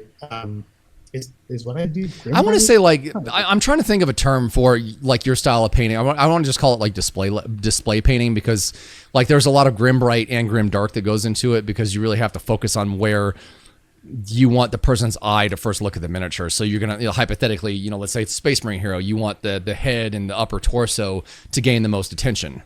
And then as you go down the model, you're going to have, like the legs somewhat darker, or maybe the arms are a little bit darker. If you've got like a plasma gun, you've got the glow of the plasma gun coming off the gun and reflecting on the armor. Yeah, I always just called it like volumetric highlighting. I don't know what to call my style. So volumetrics. That's I'd say accurate. Yeah, I there's no real style that I dislike. I think a lot of it's good as long as it's done well, or the person's like trying to do well. Try not to gatekeep styles. It's all good, man. Art's amazing. What are your so this, like, I heard a lot of people complain about this, but like I think it's a great idea especially for entry level painters. What do you think of the whole slap chop thing? Slap chop's fine. I don't have any issues with it. Okay. Because people, you got to remember, people in this hobby, not all of them want to be artists. A lot of them just want to play. So I would rather them have an army on the table that has color on it than a gray bare army. plastic. And, so slap chop it. Okay, man, it's fine. It's not. I wouldn't try to say slap chop is like good, but get some color on those bad boys. I don't care. What looks good slap chop though? Anything yellow. It's basically what you have to do. Zumakito did a video about like Zenithal based slap chop, and He got some pretty good results out of it. And I mean, you've seen what that dude does, like competition wise. Like he got some pretty good results out of it.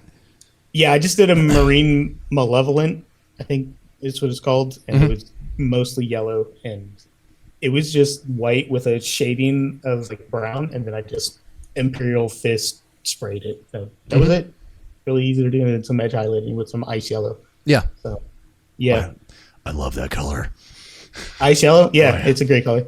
It's desaturated yellow, so it kind of gets you your brights and your desaturated into the brights. Yeah, it's pretty good for everything. I wound up working that into. You'll see it on my Lamardius when it comes out. But I did a test figure. It's an old Just Goodwin sculpt from second edition. But I wanted to do like I'd never done a competition level Blood Angel, so I wanted to take the armor up to like a really bright desaturated yellow, and I used ice yellow mixed with Pro Acryl orange.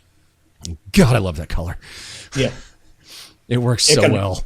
Kind of works for everything. I mean, you do with purple, green. Yeah. It's blue sometimes. Yeah. It also works well for people. A lot of people ask me how I do my yellows, and I showed it in the Space Wolf video. I'm actually just going to make a specific video for this, but I undercoat all my yellows with Pro Acryl Bright Ivory, and just because I like it's like a bleached out bone color, but it's great for basing like aerial yellow with, because it's not white, it's not cold, it's still warm, so it adds warmth to the yellow. And if you spill over onto where you're going to paint yellow, undercoat it in, like ice yellow or a bright ivory, and then paint your yellow on top of it, and you keep that brightness and warmth to your yellow.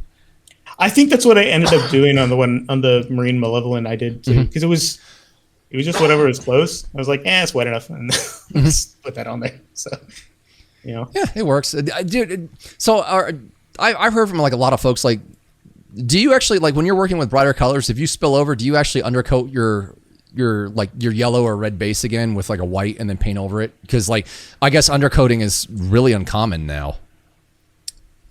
You have to say that again. I'm not sure what you mean. Like let's say you're painting a Blood Angel. It's red, right? So if you're going through like I don't know, doing panel lining, like whether it's with like a contrast color or if it's like black, and you're doing like the black ribbing, around the armor panels or between the armor panels, if you spill over into the red, do you undercoat white over that spillover and then paint over it in red again? Oh man, here's what I do.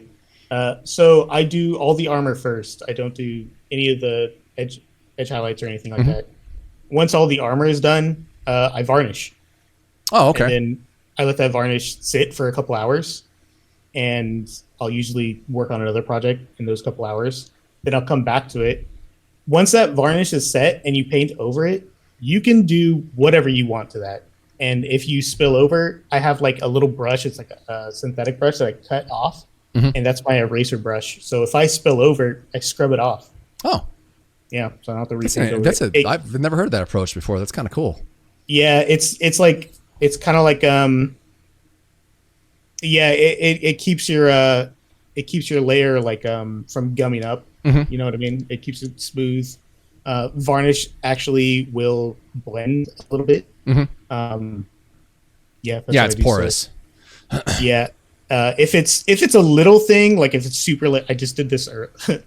I just painted a salamander, and I was working on another project, and I was priming it, and I was clearing out the airbrush with the primer, and I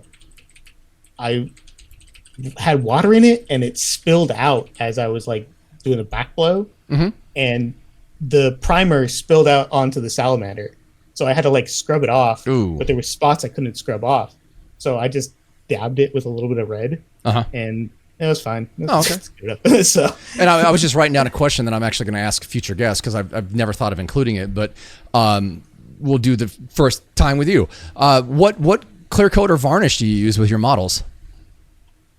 I use Vallejo. Vallejo. I have through an airbrush. Yeah, through an airbrush. I also have. I do have a rattle can one for the gloss one. If I'm doing like a big army, I'll prime or gloss or matte or satin varnish with a rattle can, but it's gotta be like a lot of, like if it's 10 models, I'll just do it that way really quickly. If it's just like one model, it's just the airbrush. Yeah. Yeah, I've gotten stuck on using Minotaur and varnish from Citadel. Oh, yeah, don't do that. What? It works. I've never used. I'm just kidding. I don't know. How do you brush it on? No, it's a spray can. Oh, yeah, that's probably fine. Like I'll do. It's a satin, but if you do like your initial like 2 coats of it, like kind of in the bulb of the stream, it'll come out a little satin. Give it here in Vegas, especially during the summer, it only takes like 15 seconds for it to really set.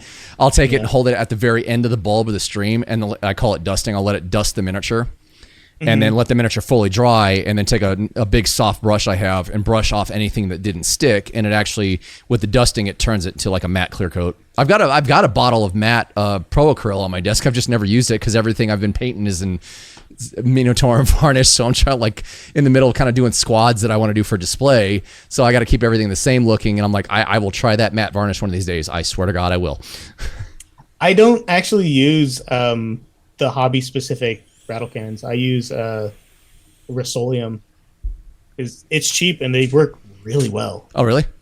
Yeah. Oh yeah. Well, I've had arguments with folks, like I know for priming, or like if you want to shoot it with like a color for base coat, you don't want to use like hardware store primers and lacquers, because it's not an acrylic based formulation, and the droplets that come out basically are a lot thicker than what hobby like Games Workshop or Pro Acryl or AK or Vallejo put out. For clear coat, I don't think it would matter all that much though. Because like if you're primering, you want to keep as much detail as possible. With those droplets being bigger, you're gonna want to gumming up those details pretty quick if you're not careful. But with clear, it doesn't really matter. You would have to. I mean, I think that's just I don't know if it matters with which primer you're using, because I do it all the time. Almost all my models, for the most part. You're using hardware store primer? Oh yeah. Oh wow. It's more how you do it. Like it shouldn't be. You want to like pull across. Like it shouldn't be at the first initial blast, and it shouldn't be at the end of your blast. It should be across, and always aim for the inside parts, never the outside parts, because you'll get the outside parts. Yeah, it's the inside parts you want to get, because you don't want to gum it up. It should be pretty quick. You don't need 100% coverage. You need mostly covered. Yeah, it's just got to stick to something. My gripe with it is just I've doing the automotive stuff like body kit work and whatnot, like Bondo and sanding and all that stuff. The stuff from the hardware store is meant to cover like as quickly as possible and thick coats. So like using Rust-Oleum primer and whatnot for when I'm sanding something to get it flat, to get a nice level on it, and to keep the finish nice before molding. I've noticed that stuff goes down real fast. Yeah, that's what I look at though. But I mean, I don't have issue, but you do have to. It is a little bit harder. It's definitely harder to use a rattle can than it is an airbrush, for sure. So like if it's like a display big piece or a very important piece or an expensive piece, I'm just gonna go to the airbrush because I'm not gonna mess around with it. But if it's a whole bunch, I can do it fine with a rattle can. No problem. Just line them bad boys up. Yep. I just put like. I'll line like 20 of them up and just right across. Totally fine. Dude, have you seen some of those priming painting handles where it's like for spraying, it's like 10, 15 miniatures long? Yeah. they're efficient, but they are so hilariously awkward looking. You know what I did the other day? I took an ice cube tray and I flipped it over, and then I just put little double-sided tape on it, and then I put all the models on that. Dude, that's not a bad idea at all. That's what I did. That's got to be a hell of a lot cheaper than one of those handles. Yeah. Go get one of those from Walmart for like 50 cents. Yeah, for sure. Buy the Games Workshop version, $300. Yeah. Oh, curious. Do you use a paint handle? I sometimes, but for the most part, no. Okay, you prefer to handle your miniatures? If it's one model, yeah. But the second it comes off that handle, I usually don't put it back on. It's just too much work. I'm usually painting like at minimum 5 models at a time. Okay. And I don't want to put it on 5 different handles. Yeah, I can see that'd be annoying. I'm just gonna and I don't want to keep switching it on, so I'll just hold it, keep painting it. Yeah. I wear a black rubber glove. I usually don't even do that. Oh wow. Yeah. Oh, I found like, well, finger oils are they'll eat right through acrylic paint for models, so that's why I wear the rubber glove. And I've tried a paint handle, and like doing the underside of the model, I've just found it's really awkward to hold the paint handle to access the underside. Yeah. You could have an issue with that. I got out of them early because I think I had the Games Workshop one. Mm-hmm. I bought one of those, and it's like a tension one, so that's how it holds it. And you would bump the model, and the tension would launch it. Oh, so, I could see that. The funny thing is, I bought my gal one, and she opened it up. She pulled it out. She was like, "Oh, you bought me a butt plug." Yeah. For sure. We were laughing pretty damn hard. So I broke a couple models like that, and then I used to pin models, and the way I would do it is I drilled into the Games Workshop. I glued it shut, and then I drilled down into it with a paper clip, and I put a paper clip in it, and then I would drill into the model, and then I just that became my handle. And just super glue it? Yeah, and then that became too much work, so then I just started holding it by the base. And oh, okay. Never look back unless it's like a big piece. Yeah. Well. Yeah, I'm curious. Like I'm just kind of going over my brain. Like I'm curious. Like Zumakito's entry for Golden Demon last year. Like I'm curious as to like how he mounts some of those miniatures to paint them. If he's actually using a painting handle, or if he's holding the things. Because it was like it's the Age of Sigmar, like the Nurgle guys, like the one on the horse, and then the big bloaty guys. What you're talking about. Yeah, and he made like he actually put them on a big display base. It's all like textured like real life and stuff.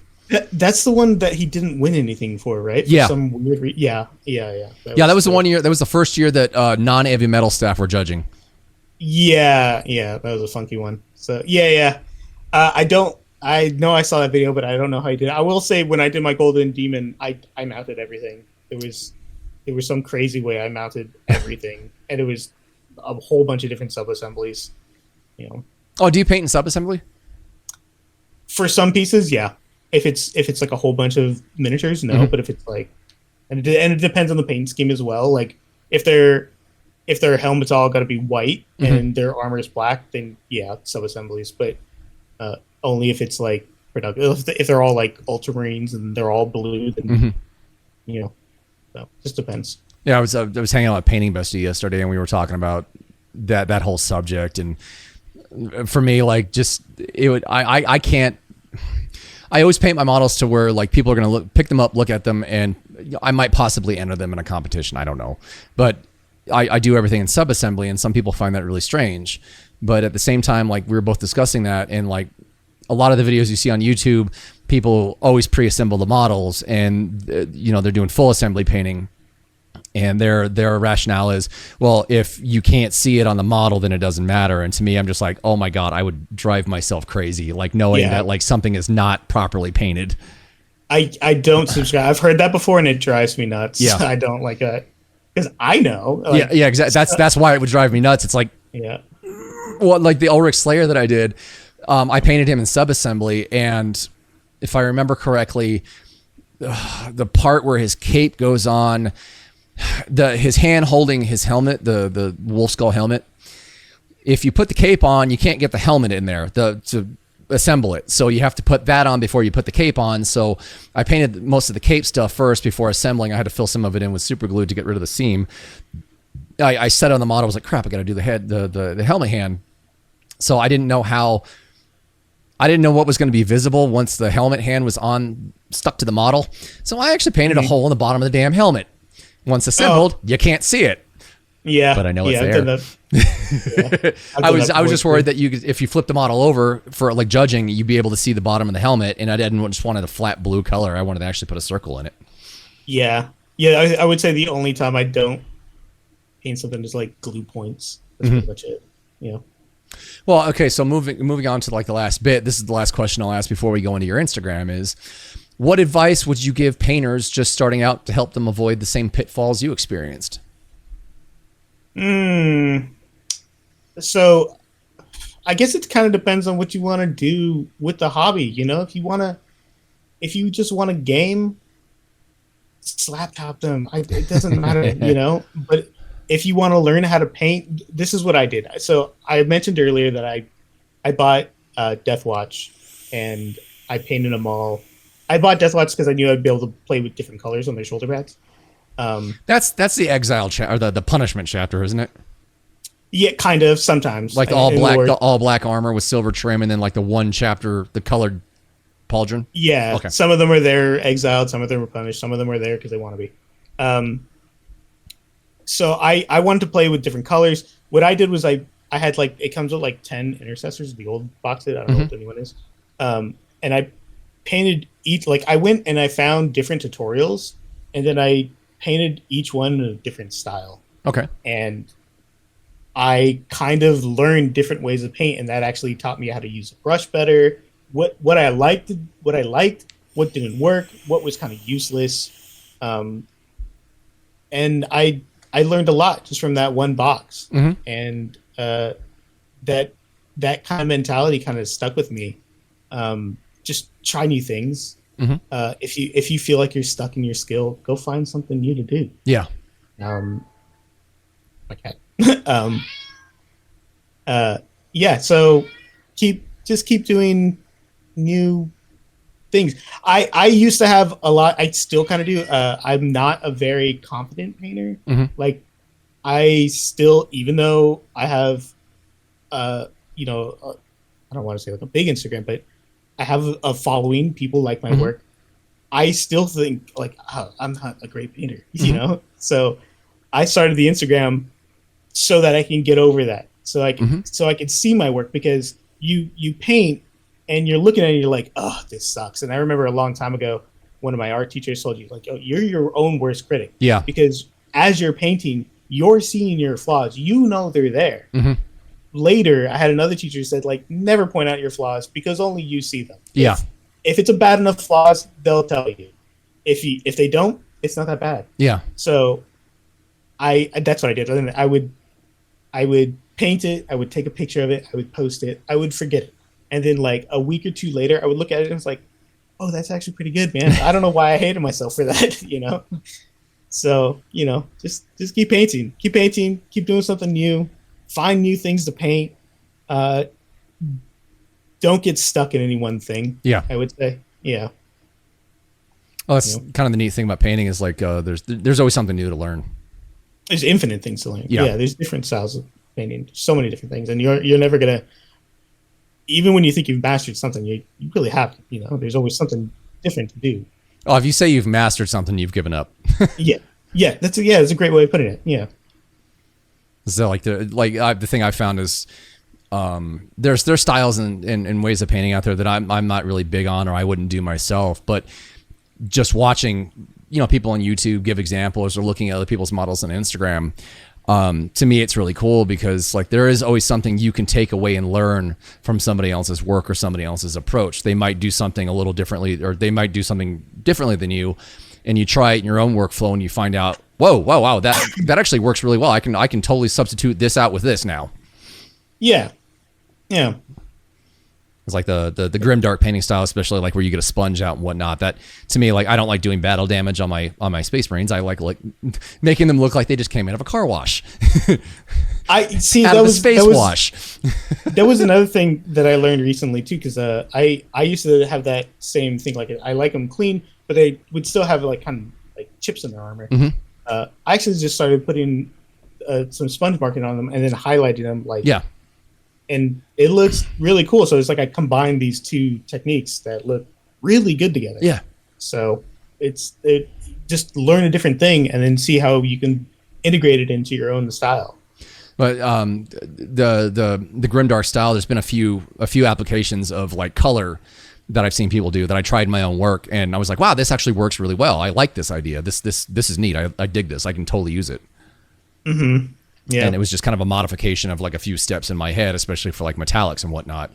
So like the whole, for me, it's like, instead of, I think it's like base coating with, they used to call it gunmetal. I forgot what it's called now. Like base coating with gunmetal and then just very edge highlighting with the brightest silver. It used to be called mithril silver. I saw a couple guys actually like, you apply like a mid-tone, like it used to be called chainmail. You apply chainmail and then you wash it with your mixture of black wash, whatever you use. And then you go through with the brightest silver and just kind of stipple on the highlights. like to the edges and like going up the magazine casing and the barrel. And it looks really cool once you're done, especially if you clear coat it, because it gives everything the same finish. You get rid of that glossy contrast paint finish, and it turns out really cool. Yeah, and, I've just been doing that ever since. Instead of just like dry brushing instead of dry brushing over the metal, like stipple on your highlights, and it looks really neat. Yeah, it's cool, man. Okay, so we did a bunch of stuff and went off on a bunch of random topics, but let's go ahead and jump into your Instagram feed. And I've been wanting to talk about some of your models, so let's bring up my interact window. There we go. I preloaded this because there was one model down. So like when I bring up a picture on this, if I click off it to go to another one, it's going to jump all the way to the top. So I try to do stuff at the bottom first. Mm-hmm. Where'd he go? I cruised right past it, I think. Yeah, there we go.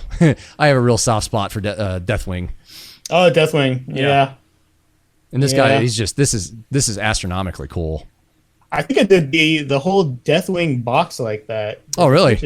There's a picture of it somewhere. But yeah, I did that one I did with, it was the whole Deathwing box plus a box of Terminators. Mm-hmm. And they were all fully magnetized. And I did it in like a week and a half or something. So what, you could actually disassemble them?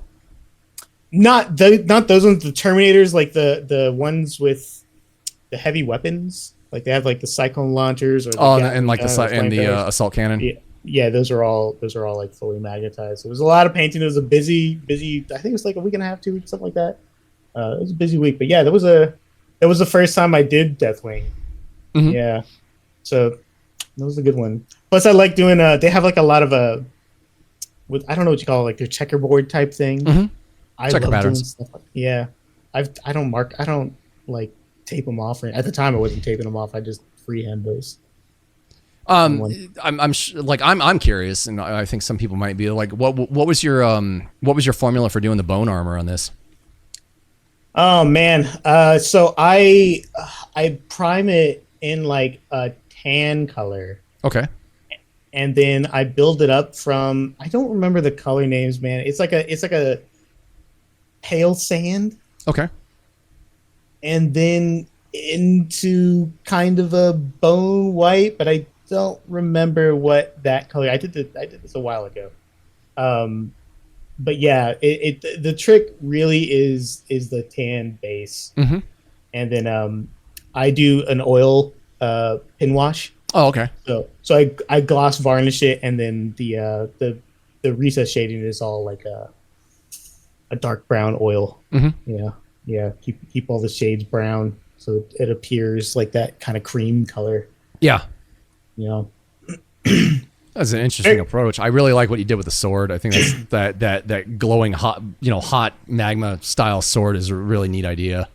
Yeah, that one was. This was a commission, so it was by request, but it ended up being fun. I don't remember if I might have done a few glowy swords before that, but yeah, I end up doing a lot of molten type stuff. People like OSL effects. It's pretty eye catching. Mm-hmm. It contrasts with the bright white. Mm-hmm. So yeah, it's fun. The only thing I don't like about this one in particular, this is me critiquing myself. I don't like the parchment on the sword. It's weird to me. It's like this hot white. It's like white hot on paper. It doesn't make sense. Like, shouldn't that burn off? Yeah. No, it's magic paper. It's ceramite paper. Yeah. Yeah. I like you have a lot of Concaradon stuff. I thought this model was really cool. That was my golden demon. And somebody mentioned it. I'm looking at it right now. Somebody just shuriken. It's I love, because I think I told you this was my golden demon, and when I posted it, the pinned to the top. If you go to the top of my page, there's a pinned one, and it has more angles of it. So when I did this, and I just melted into my chair because I was done with it. I listened to Ken's theme and Ryu's theme. Oh, nice. Music on repeat to kind of just get my head into like this weird mindset, I guess you could say. Street Fighter mental space. Yeah, and like it came across, I guess. one of the first things somebody posted was like Ryu uppercutting somebody. So I loved it. Yeah, I love that it bled through. People kind of immediately got it. Straight Space Marine, straight Shuriken that boy to the moon. Yeah. And what I thought was funny is like in Space Marine 2, that's what that looks like when they uppercut something. There's like an execution animation where he punches. I think I forget what a warrior. I think is what you call him. And a Tyranid warrior. If you have the power fist, it's all like electricity. And it was like one of the nice.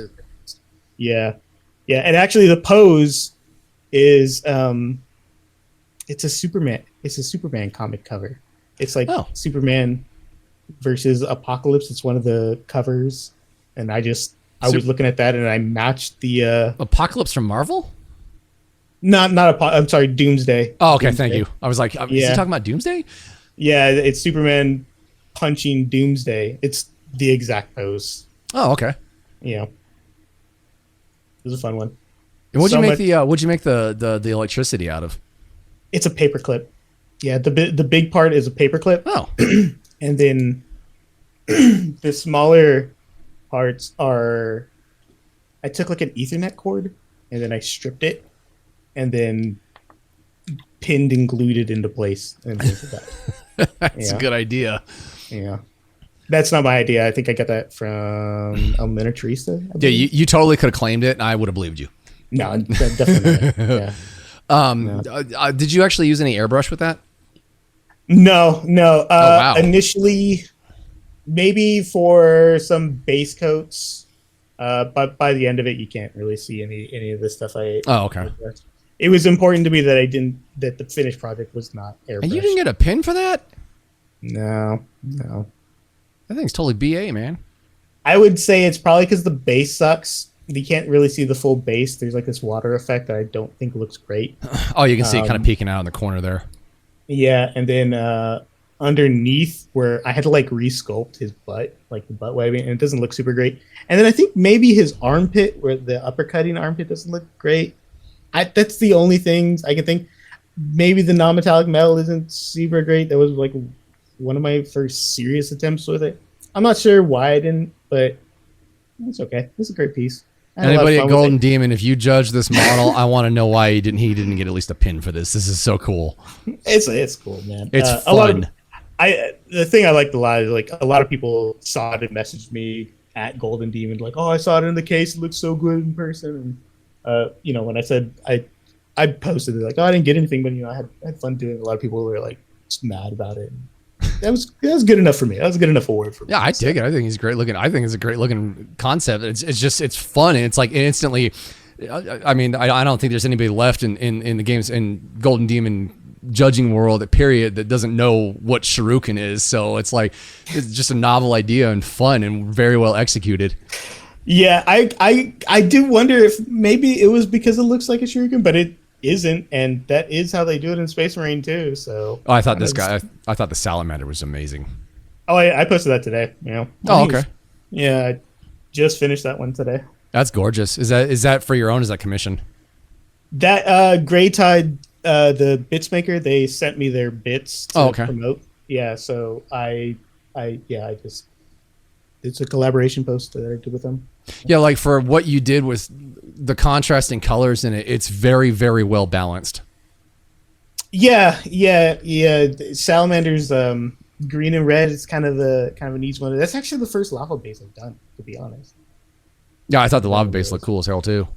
Yeah, they're fun. I like doing fire effects. I do a lot of fire effects, so it's not like alien to me.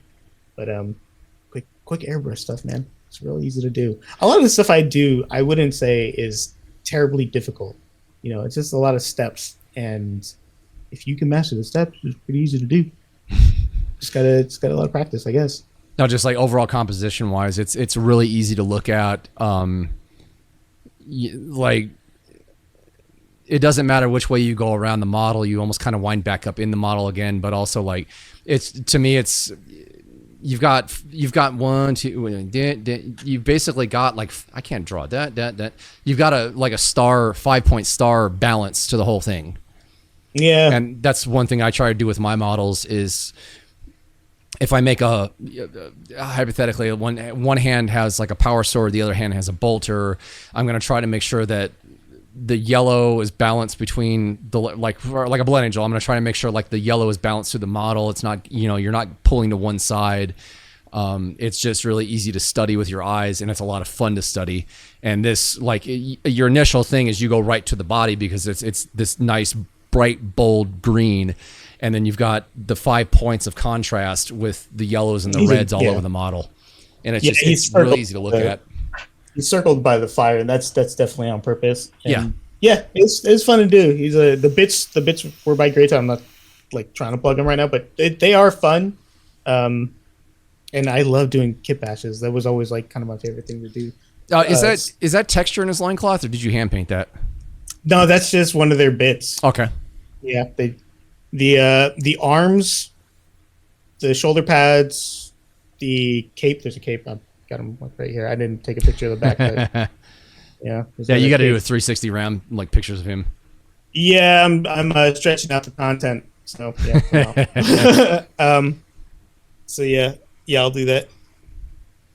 The power package, the other part. That's everything, but the body and the legs are bits. I really like the glow of the flamer in his hand too, at the mouth of the skull. Yeah, flamey bits are kind of my new favorite thing to do, like flamer meltas and stuff like that. They're a lot of fun. Yeah, I think it's badass. What else did I find? Oh, your Angron. That's just nuts. Dude, that's my boy. I give you massive credit for painting that. Well, everybody loves him because he's reposed. That's not his pose at all. Oh, really? Reposed. I'm not super familiar with the model, so I don't know. Yeah, his original sculpt, his wings are together and like back, and he's facing like sideways. It's like more of a profile. So I resculpted his whole neck, broke off his arms, resculpted his shoulders. Like his shoulders on the back, those are all resculpted. His armpits are resculpted. Yeah, he's quite the Frankenstein. How long did it take you to paint him? This is before that picture is actually an older picture, so it's before I fixed him up. Maybe 3 days, something like that. Not long. God, that would take me like a month and a half to do. Wow. Yeah, it was actually. I paint very fast. I'm a very quick painter. So he was I did Armies on Parade, and I had my world leaders, and they were all in that theme, the original Legion colors, so the white and blue, and I had everything done except for Angron, and I was just going to turn it in like that, but I had like a week to go, and I was like, I'm going to fit it in, man. I got to do it. So I pulled him out, bashed the heck out of him, sculpted the hell out of him, and then, painted him as quickly as possible, as best as I could, and then I submitted him for Armies on Parade. Nice. I won. You didn't like magically pop up in Louise's video, did you? No. This was maybe like 2 years ago. Oh, okay. No, this year she did one. She was asked to come judge Armies on Parade at Adepticon for this year. No. She did a whole video about it. It was really neat. Like, the thing I liked about Armies on Parade is like, it's not. You don't have to be a top tier painter. It's just the presentation of your army, which is the important part. And I cannot believe the levels that some people go to for their dioramas or their displays for. There's a dude who actually built a full corn display for 40K, and he had like the blood god sitting on a throne. The damn thing's like 4 feet tall at the back of the display. Dang. Oh, dude, watch it. Since you like corn, definitely check it out. It is such a cool display. I'm like, wow. And I mean, like in total, I think the thing is like 6 feet tall. Yeah, that's crazy. Yeah, Angron's one of my favorites. I still have him. He's the only thing in my army I still have. I sold the rest of them. Oh, that's actually him. A little bit more updated, but hard to tell from the video. Yeah. God, it's funny to see how different the Primarchs now versus like the 80s and 90s. Like the only actual 40K Primarch model we ever had up until 30K came out was Layman Russ. Oh yeah, wasn't there like a Fulgrim or something a long time ago or something like that? We had epic scale Oh, Primarchs for Chaos. We had all 4 of them. And Angron looked nothing like this. He was this big red winged demon. Well, I mean, big. He's the same size as a Space Marine, but he was a big red winged demon. And then like Mortarion looked like the Grim Reaper. I forgot what the other 2 look like, but yeah, up until now they're bringing back. You know, you've got the Imperium Primarchs, and you also have the Chaos Primarchs coming back. So it's like really cool to see like how far evolved their design aesthetic has gotten, and they actually like resemble like, wow, okay, these like look like demon Primarchs, and they kind of match, you know, the Imperium Primarchs. Yeah. The Primarch models all look pretty good. The Layman Rust that we had in Rogue Trader, his sculpt ended up turning into Ragnar Blackmane in 2nd edition. Yeah. There was some Concaradons in here that I really liked. Yeah, your Terminator. You got a full. That's neat. So I have a question. That Concaradon, the Terminator in the center, is that like a? Where do you get that helmet from? So that is a bit from Red Warden Miniatures. I downloaded the STL and printed it out. I have a printer. Okay. This is the these are the card Caradons that Baron of Dice commissioned me for. Oh, okay. And so it matches their dice. Oh, yeah, you were talking about that earlier in the episode. Yeah. And so they wanted something that's kind of Tybros like, and so that was my kind of Tybros, which I've kind of done before, but I put like both. I don't know if you know Carcharodons, but they have Tybros is like the chapter master. He's got these 2 swords. He's much bigger, I think, in the story, but he's got these 2 like weird swords called like Hunger and Slate. So that's how I made that Terminator. Just cool kit bash. Really cool. I love doing freehand. I love doing their exile markings. It's one of my favorite things to do. Is that what their patterns are called? Exile markings? Yeah, the exile markings. Okay. You know? No, I don't know a ton about them, but I've seen people paint them, including you, and I just really like the aesthetic of the chapter itself, the grays, and like I really like the tribal markings all over them. Yeah, they're my favorite ones to paint. They're kind of a simple color, and I think people have difficulty with it because they're just gray, so you got to kind of squeeze a little bit of color into that gray in order to make them look good. That's the trick to them. Well, yeah, the gold bronze you got going on works really well. Yeah, the bronze. You could do them in like a Retributor gold. I do that normally. I just did it differently here, which I think it came out really cool. Yeah, the guy in the center, I've seen similar Terminators to him. That looks like that's from Space Hulk. That Terminator is the Terminator captain from the Leviathan box. Oh, okay. They based it on there's a Terminator from the 3rd and 4th edition Space Hulk box set that looks similar to that. He has lightning claws. Yeah. The claws are some STL. I don't remember. I don't think it's available. I don't know if it's available, but it's just some third-party STL. Because I've seen dudes like that helmet that you have on him. I've seen people use that helmet on other models as well. I've just been really curious where it came from. Yeah, Red Warden Miniatures. He's a really cool STL maker. Do you have a picture of that Terminator?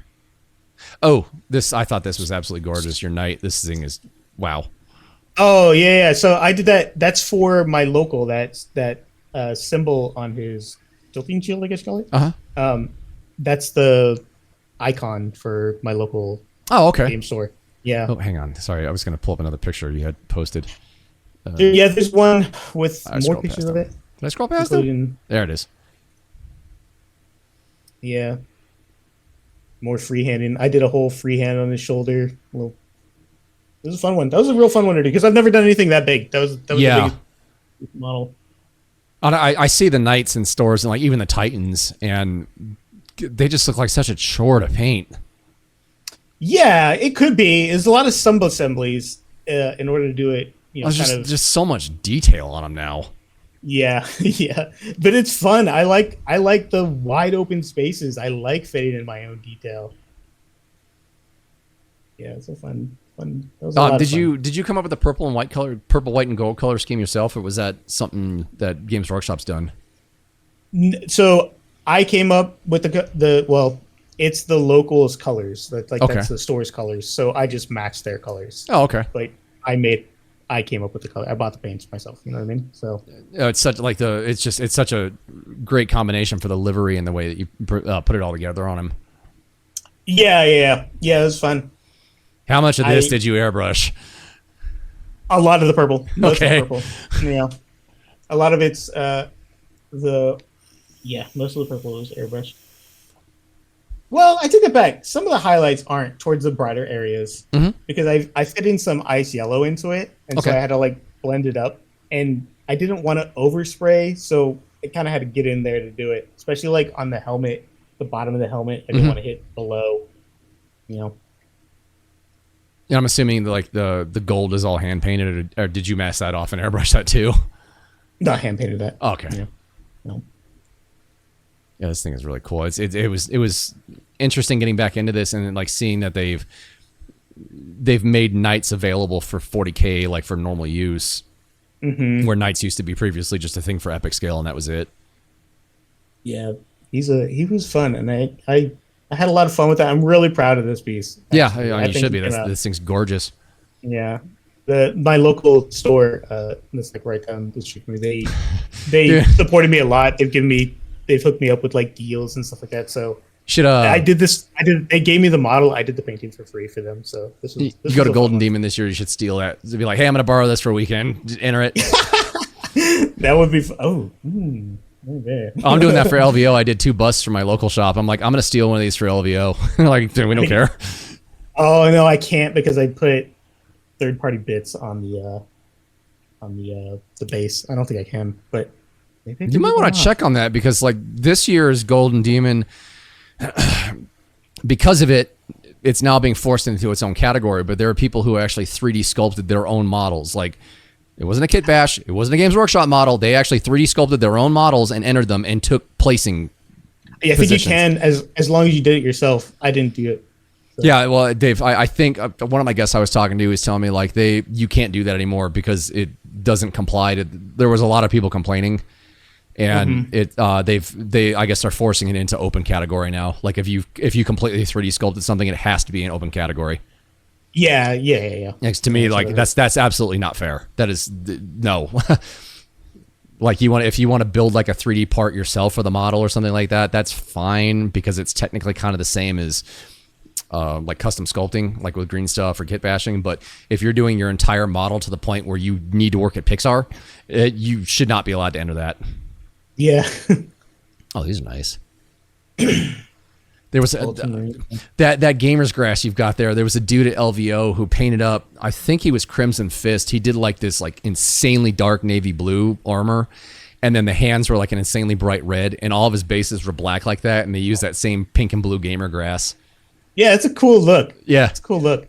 I recently got into. I have an Emperor's Children somewhere on my feed, and what I started doing is I do like the black base, but I think it's that grass, and then you could do like a liquid pigment. It's like this purple liquid pigment, and you just dab it onto the rocks, and it kind of spills spiders out, and it's got like a really cool alien look.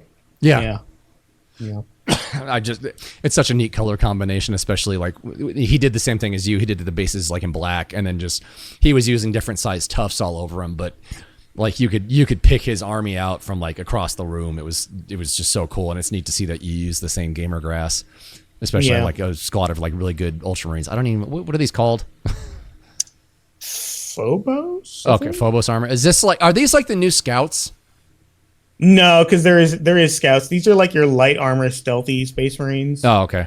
They're full Space Marines, but they have Phobos armor. I forget. So scouts, but not scouts. I forget what they're called. Man, somebody's going to be screaming at your comments.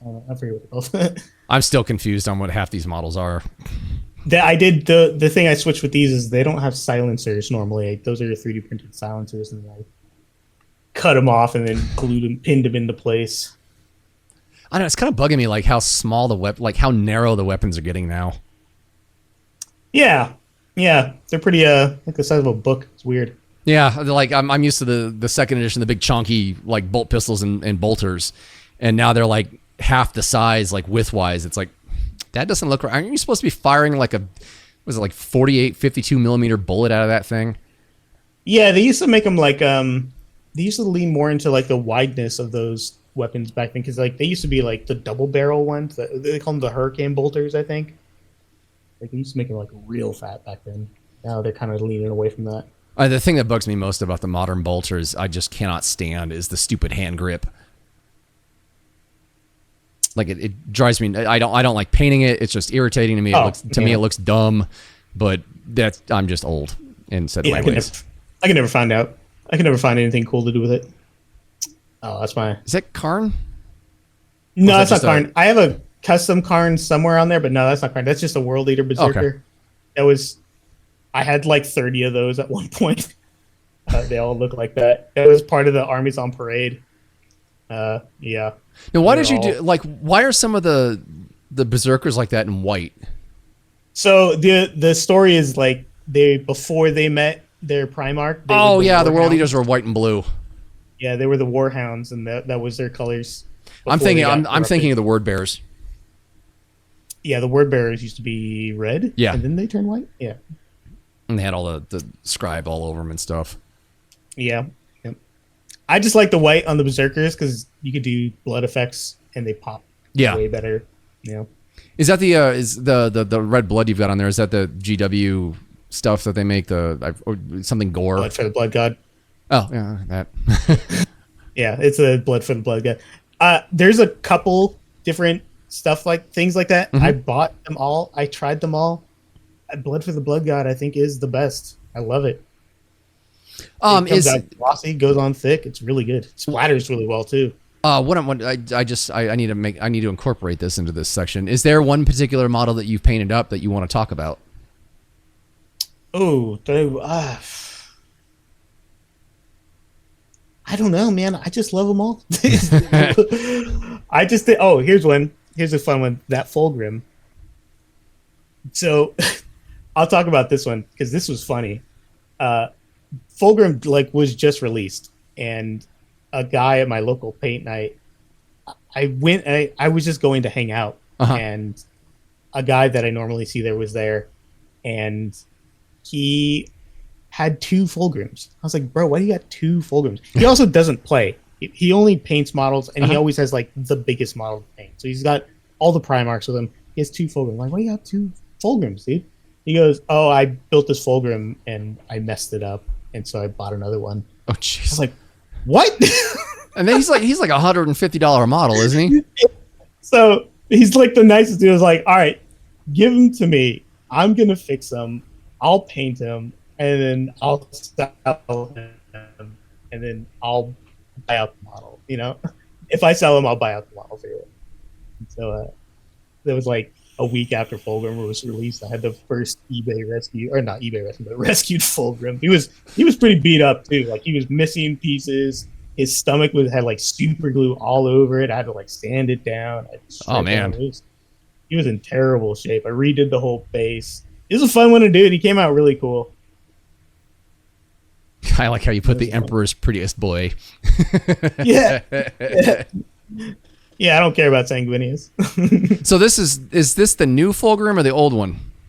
This is the new one. Okay. The one that just came out. Yeah, I'm not familiar enough with either model. So I remember there was memes that were coming out. Mom, I want that Fulgrim. We have Fulgrim at home, and it's the new one versus the old one. I'm like, I don't really see a whole lot of difference. All right. Yeah, no, I like the new Fulgrim. I think he's dope. The fun one. This is also the first time I had to do like on his body. There's like a transition between the belly, the belly color to like the back of the snake skin color. Goes from like that like whitish to purple to green, and it all blends into it. It was a lot of fun to do, man. It was a really fun model. I'm assuming there was some airbrushing involved in this guy. Yeah, I had to rush out the wings a little bit. The body was mostly glazes. Oh, I'll give you and all you guys who do these these huge Chaos Primarchs, like I give you a lot of credit. Like I just can't. I literally just cannot do that. Like my brain is like, no, you're not doing that. You're not going to have fun with that. It might look cool when you're done, but do you really want to spend 2 months on it? And where are you going to stick it in the house? Oh yeah, if it's going to take you 2 months, forget that. Yeah, this took me a week. Oh God, wow. Yeah, The longest thing was the gems, because he's got a ton of gems. I think it took me like a day alone to do the gems, because he's got that whip, and the whip actually has the whole thing. I didn't even take good pictures of it, but the whip is just, it's got gems on every little. Oh yeah, I see him between the the links. I did each gem, so that took forever to do. Yeesh. Other than that, I think it went back pretty quickly. I wouldn't mind. I'm stoked because I know they're bringing back Layman Russ, and I think that's about the only Primarch model I would settle down and paint. Yeah, especially like with how good they did the Space Wolves. I really hope they do. I don't mind. I know people don't like all the Primarchs coming back, but I don't mind them coming back. I think they do a pretty good job with the Primarch models. Layman Russ would be a cool one, I think. I think they're what they're coming out with for 40K looks a lot better than what they came out with for 30K.